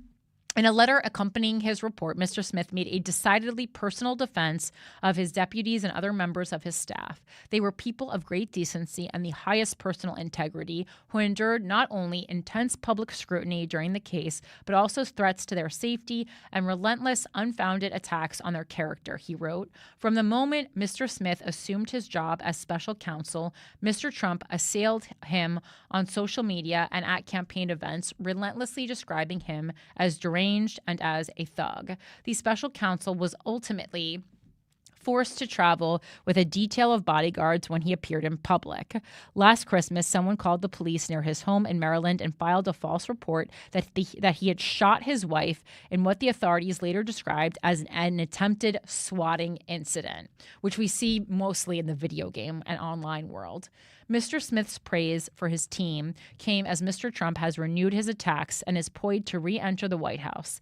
That has raised concerns that Mr. Trump or top officials in his Justice Department, two of whom are expected to be his own former criminal defense lawyers, could use their power to go after Mr. Smith or his subordinates. So we're all up to speed on that. Let's see. Okay, so yeah, let's round it out. There's just so much news today. We can't possibly get to all of it, but let's round it out with Los Angeles. All right. First,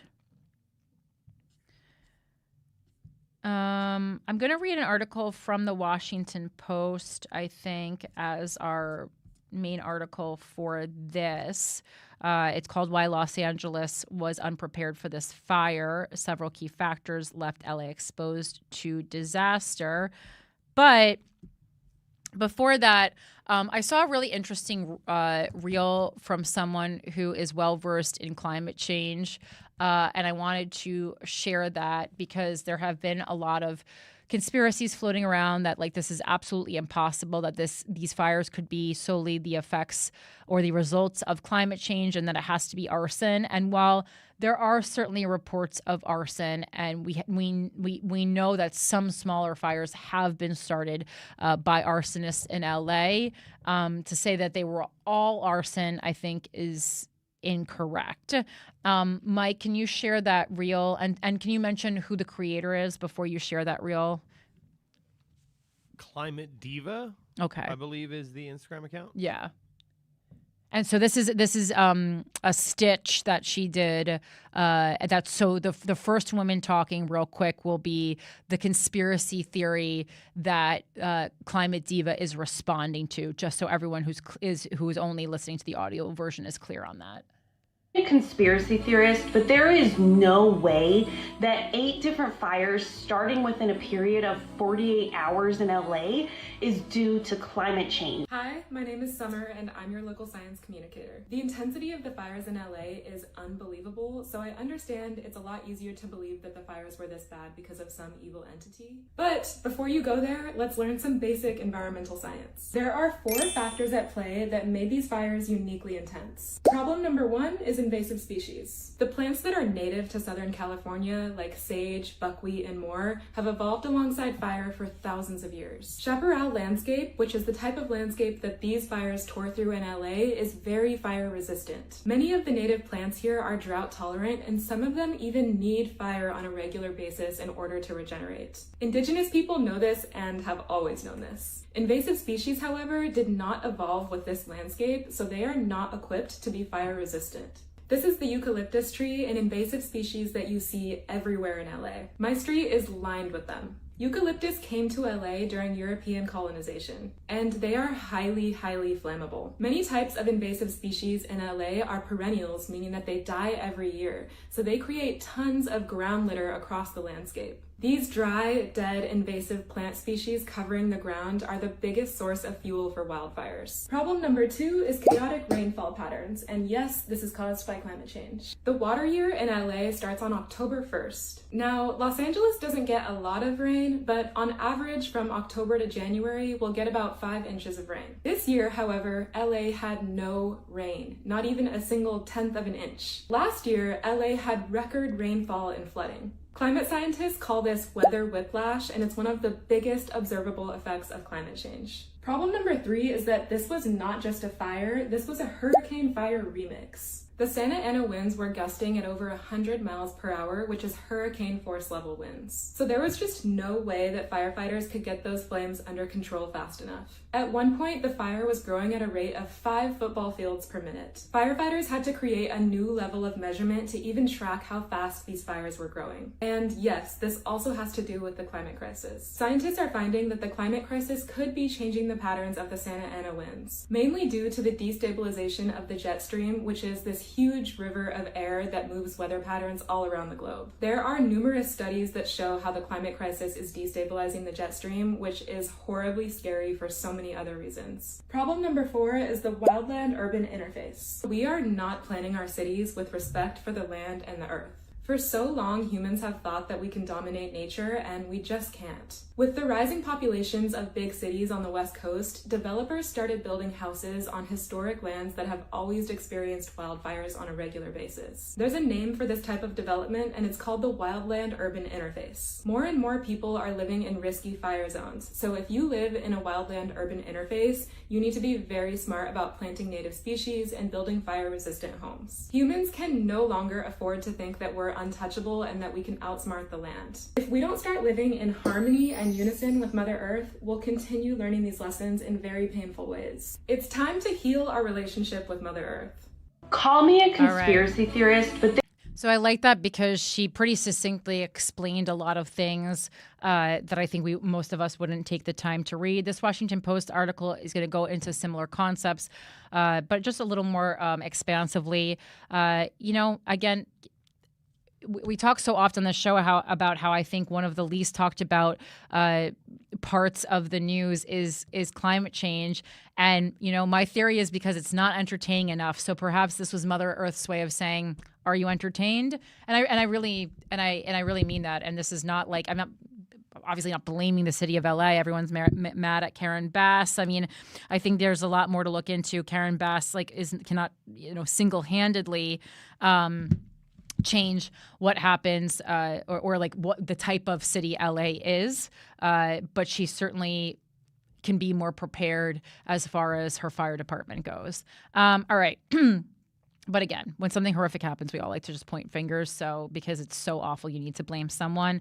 And that is the downfall of being a politician. You're always going to get blamed for everything, no matter what. In Los Angeles' chaparral-covered ecosystem, wildfires in the mountains are an annual ritual. But those fires leaped into residential neighborhoods this week, killing at least 11 people and destroying thousands of homes. The city suddenly found itself in survival mode. A critical question became why the largest city in California, a state that has spent years fortifying itself against wildfires, couldn't stop the fires this time. State regulations required residents in high-risk neighborhoods to create vegetation-free buffers around their homes. California had invested billions of dollars to reduce the amount of woody fuel for fires to burn. It boasted the largest firefighting force in the nation. NYC boasts the largest police department in the nation, if you wanted that fact. Yet within a few days, decades-old communities and beloved landmarks were gone, and residents were left asking why. Experts said several key factors, including urban sprawl, a resistance to clearing vegetation around homes, and a water system that's not designed to combat multiple major blazes at once, left LA exposed to disaster. As climate change fuels record heat, leaving the hillsides primed for wildfires to grow swiftly into massive conflagrations, these factors led to catastrophe.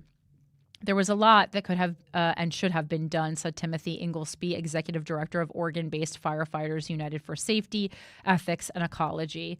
Decades before we knew about climate change, we knew this kind of urban sprawl was a big risk. The planning flaws that exacerbated the wildfires have long plagued Southern California.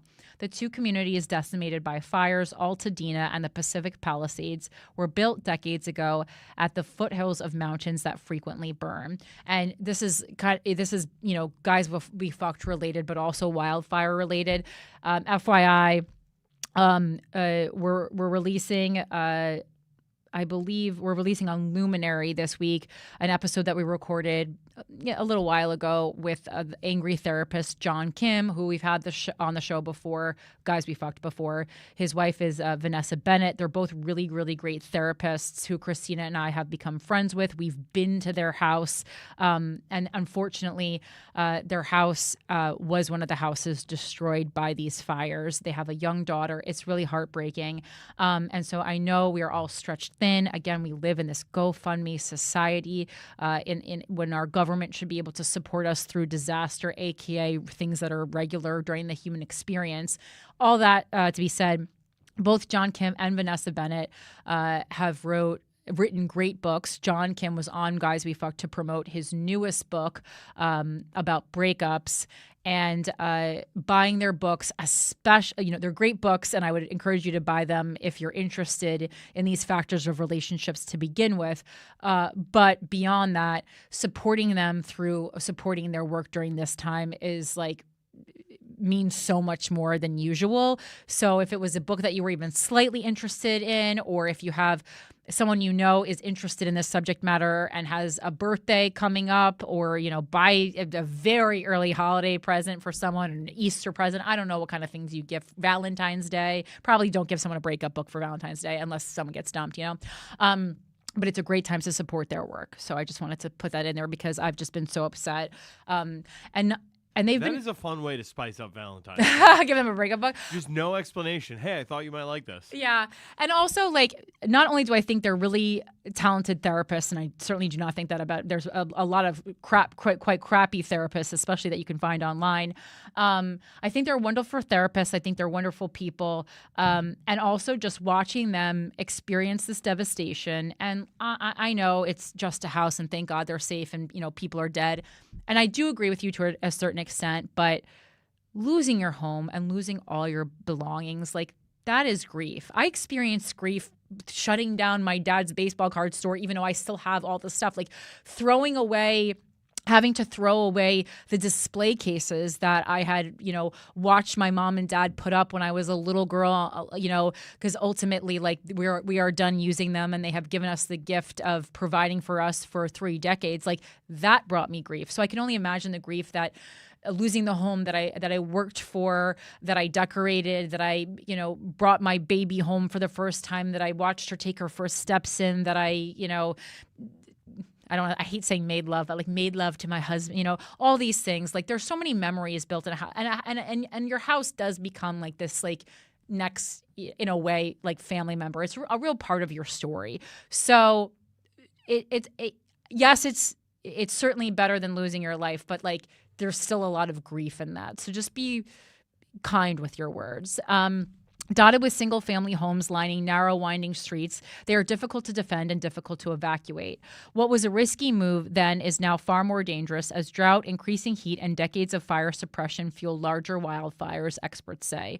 Researchers studying the effects of climate change have found that fire severity increased in California by 30% from the 1980s to the 2010s. The odds that a home sitting on or near the wildlands around and adjacent to Los Angeles County will catch fire are rising along with the intensity of extreme weather. As of Saturday morning, more than 70% of the burned areas in Los Angeles County fell in zones the state determined had very high fire risk, according to a Washington Post analysis of data from the California Department of Forestry and Fire Protection, known as CAL FIRE, and the National Interagency Fire Center. The Palisades fire spread across an area that was almost entirely deemed high risk. Zeke Lunder, a wildfire mapping expert in Chico, California, and director of an online outlet devoted to information about fires called The Lookout, said the location and design of the Palisades neighborhood tucked between Topanga State Park and the Pacific Ocean made it especially vulnerable to fire and almost impossible to protect. Some of the most desirable homes in the Palisades were built high on bluffs or in steep canyons that run from the mountains to the ocean. The houses are perfectly aligned with the direction of the prevailing Santa Ana winds, Lunder said, referring to the warm northeast winds that blow from Southern California's interior toward the coast. It is too late after the city is built to think about this stuff. Kind of like they were talking about before, we just come in as humans and we say we're going to do whatever the fuck we want to do, and this is what happens. Doesn't mean you deserve your house to be burned down, but we do need to live in harmony, as Climate Diva said, with nature. Nature was here first. Managing the grasses, bushes, and shrubs on these hillsides is physically impossible, Lunder said. You would have to send someone down on rope with a chainsaw like an African honey collector to cut the brush.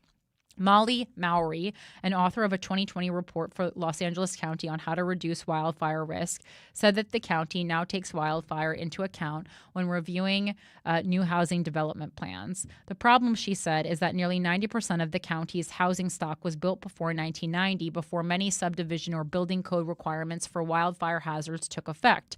Once fire enters these communities, the homes are the fuel.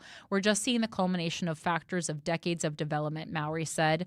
Nick Arnzen, a town council member in Altadena, where thousands of homes, businesses, restaurants, and parks were lost in the Eaton fire, said the unincorporated community in Los Angeles County was trying to address fire risks.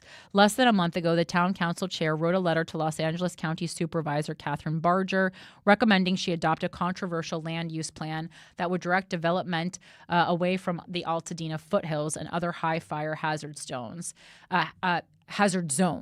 It had been a subject of debate for months. Residents concerned about the community's vulnerability to an inferno roaring off the slope of the San Gabriel Mountains favored the plan, but others didn't want to lose the ability to develop their properties in the hills. Arnzen and the other council members recommended minimizing how much they could build per acre and increase it further downslope. It was a significant fire protection step in his mind that came too late. We knew prior to this event, if a fire starts, it's pretty much impossible to stop, said Arnzen, who lost his home in the blaze. We were trying to address it, and we just missed it. Vegetation clearing warnings ignored. Before a home is threatened, experts say one of the few steps homeowners can take to make their property more fire resistant is clearing it of grass and shrubs, removing fuel. In California, people living in risky areas are required to maintain a buffer around their homes, a 5-foot perimeter free of vegetation known as defensible space. But in practice, the rules haven't been followed uniformly.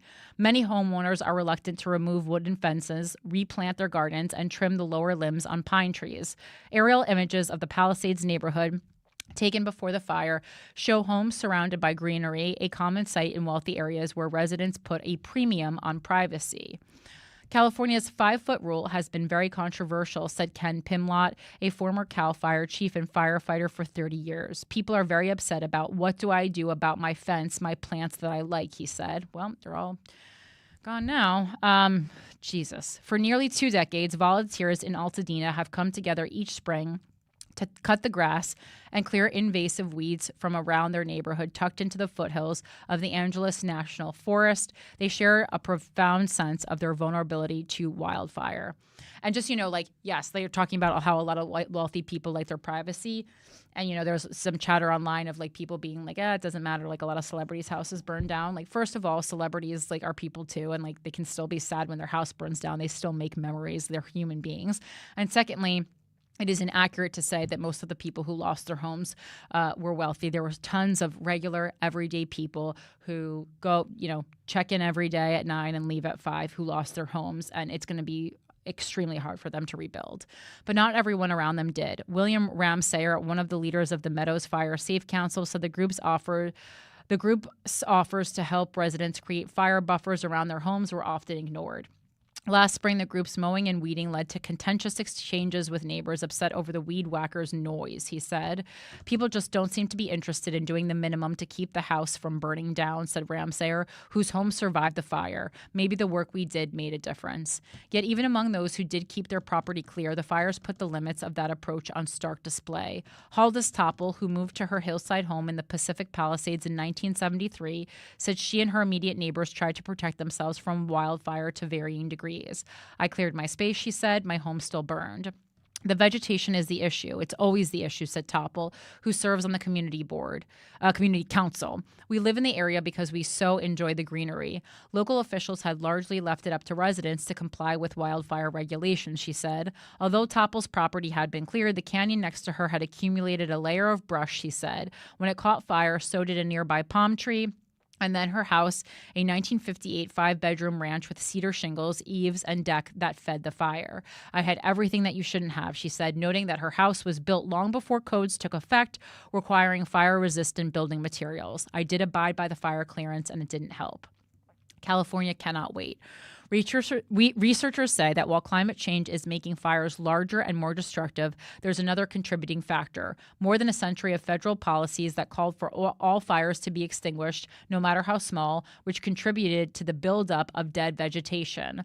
Federal and California land managers no longer embrace that approach. They now use thinning and intentionally set fires to clear away fuel. But this work is expensive and at the federal level is underfunded.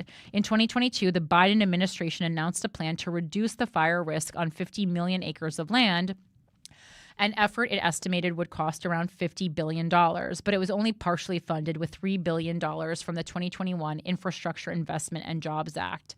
Michael Wara, a climate and energy expert at the Stanford Woods Institute for the Environment, said Angeles National Forest, where a massive fire broke out Tuesday night, had been using prescribed fire where officials proactively burn fires in a controlled way to protect risky areas. But forest managers are also contending with an enormous backlog of projects, he said, and decades of insufficient funding. Forest officials did not respond to a request for comment. I frankly think California cannot wait for the federal government, Wara said. If CAL FIRE wanted to do prescribed fire on national forest lands, they could partner with Forest Service and get it done, he said. Water runs short. LA's water system was never designed to combat wildfire. When multiple fires erupted, it couldn't keep up. As firefighters raced to fight the flames, the storage tanks that hold water for certain parts of the city and the pumping systems that move it around were overwhelmed. There's no urban water system engineered and constructed to combat wildfire, said Michael McNutt, a spokesman for the Los Virgenes Municipal Water District, which serves 75,000 people in northwest Los Angeles County. The system was intended to supply water to homes and businesses, he said, and to help fire crews defend a large structure or several homes, not multiple neighborhoods at once. The tanks were not able to refill fast enough to meet the overwhelming demand from the enormous firefighting response, he said. As homes burned, water continued to flow through their pipes even as they ruptured or melted. Pools of water were spilling out of destroyed properties. The system was hemorrhaging, McNutt said. After the fire began, some Palisades residents and local leaders expressed outrage when they learned that a large reservoir supplying water to local hydrants had been out of commission. On Friday, California Governor Gavin Newsom ordered an investigation into the loss of water pressure to fire hydrants and the reservoir's closure. We need answers to how that happened, he wrote in a letter to the Los Angeles Department of Water and Power and LA County Public Works. The 117 million gallon Santa Ynez Reservoir had been closed for months to repair its cover, said Marty Adams, former general manager and chief engineer at the LADWP, which runs the reservoir and water system. The reservoir is one of several operated by the department across LA with a combined capacity of more than 4.1 billion gallons. Santa Ynez is among several local water sources, including Stone Canyon Reservoir, which was open at the time of the fire, and Palisades Reservoir, which was closed and had been off and on for years, Adams said. LADWP officials have said that demand for water in the Pacific Palisades quadrupled during the fire, dropping water pressure and leaving hydrants empty. If Santa Ynez had water in it, it would have helped with some of the pressure issues, but probably it would have ended up in the same place, Adams said. It's not an infinite source of water, which makes sense, right? And additionally, just from stuff I've been seeing online, again, wildfire is more of a West Coast issue, but, as we know, anything is possible, especially with the climate regressing as it is. A lot of people's homes were saved because they sprayed the entire exterior with a hose before they left, right? Like just a garden hose. Maria Bamford wrote that her home survived because she sprayed even though all the homes around her burned down, because she sprayed the outside with a hose and literally super soakers. So if you live in a place where a wildfire might break out and you have time before you evacuate where it is safe and you are not going to lose your life, that you can spray down your house before leaving, I highly recommend doing that. Again, it's something that I obviously we know water puts out fire, but if you just asked me before I knew any information about this, do I think like spraying my house with water would stop it from catching a wildfire? I would have said no. So I'm really surprised. And, it's little facts like that I've seen make a huge difference in so many people I know. So really wild. Anyway, that is the show for today. Again, if you want to email me, it's withoutacountrypodcast@gmail.com. Please make sure to subscribe to Without a Country podcast on YouTube, no matter how you intake the podcast. You can leave us a review on Apple. I don't like talk about that much, but you can leave a review. That always helps the podcast get more traction. Follow us on Instagram at Without a Country, and you can follow me everywhere on social media at Philanthropy Gal, and you can follow Mike at Them Harrington. Thank you so much for continuing to tackle the news from the perspective of the right, the left, and everywhere in between to find the truth with me. Next time we speak, we will have a new president. So I'm excited to talk about that. I don't know, maybe I'll do some kind of a live on Inauguration Day. I initially thought I was going to have to go to my friend's funeral on Monday, but it's actually on Saturday. So you know what? Who says nothing good's happening in 2025, right? All right, guys. Thank you so much. Take a deep breath. Don't forget, Shelly Miss Cabbage is still missing, but I love you. Have a great week. Peace. Thank you.